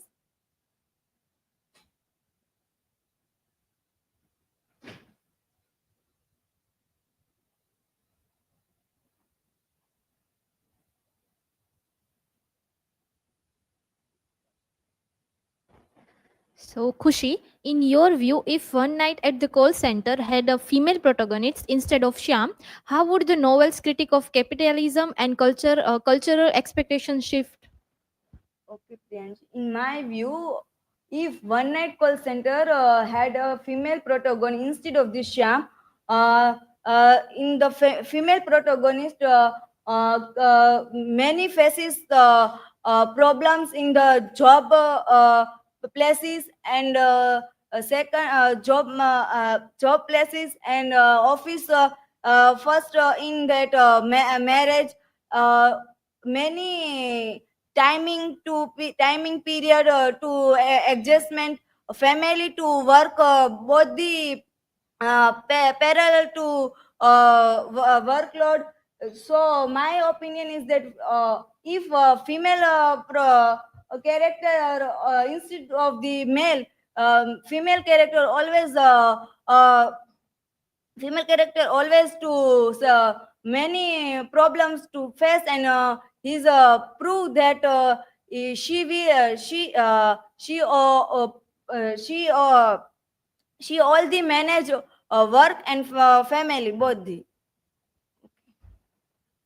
Okay, there is one question from Professor Kalyan Chattopadhyay, and he's asking, do you think we can read One Night at the Call Center as a subaltern text, taking BPO, that is business process outsourcing workers, people who are working in call centers, as modern subalterns? I think One Night as a subaltern text taking BPO worker as a modern subaltern. In my view, yes, because of the subaltern means not speaking things, anything. In a One Night Call Center, all the characters not appreciate as his boss, and as a pretend as a subaltern character, same.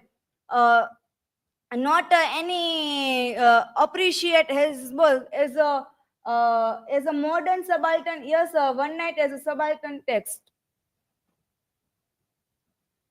Okay, so that was the last presentation in the fourth and the final session of these 2 days of presentations. We have adopted a seminar mode of presentation for this, and we have given some comments in between also. So I hope that all points you will keep in mind and try to see that you will refine your work for submission to university. But apart from that, what is important is that you develop research aptitude also, and the same way. So whenever you, like in future, if you want to pursue PhD, then all these ideas can be useful to you. If you prepare a proposal for PhD, then also your work reflects a quality when you go to other universities. they will be expecting that at master's level, students are given some guidance regarding what is research writing, what is research aptitude, how research proposals can be prepared, what are these mechanics of writings, that all are necessary. So in the basics or the fundamentals that you are taught as a part of research methodology, and you have undergone the process of actually writing a dissertation also, and then also preparing a presentation on that. You have a good skill in doing this. Display that and see that wherever you are lacking anything, you try to master it, and see that you do not falter below the expected mark. At least up to that mark you are supposed to perform when you are out of our university, out of our department. Otherwise people would question that, are your teachers in your university not teaching you what is research, what is research writing, what are the mechanics of writing? That all they will doubt our credentials also if you fail to perform in future. So that's how we look at this entire process of research. It is fine that you have to pass fourth semester and you have to work, but beyond that also you will keep on working, you will keep on performing as a research scholar in different areas also. So thank you everybody, and we are ending this stream for the final day now.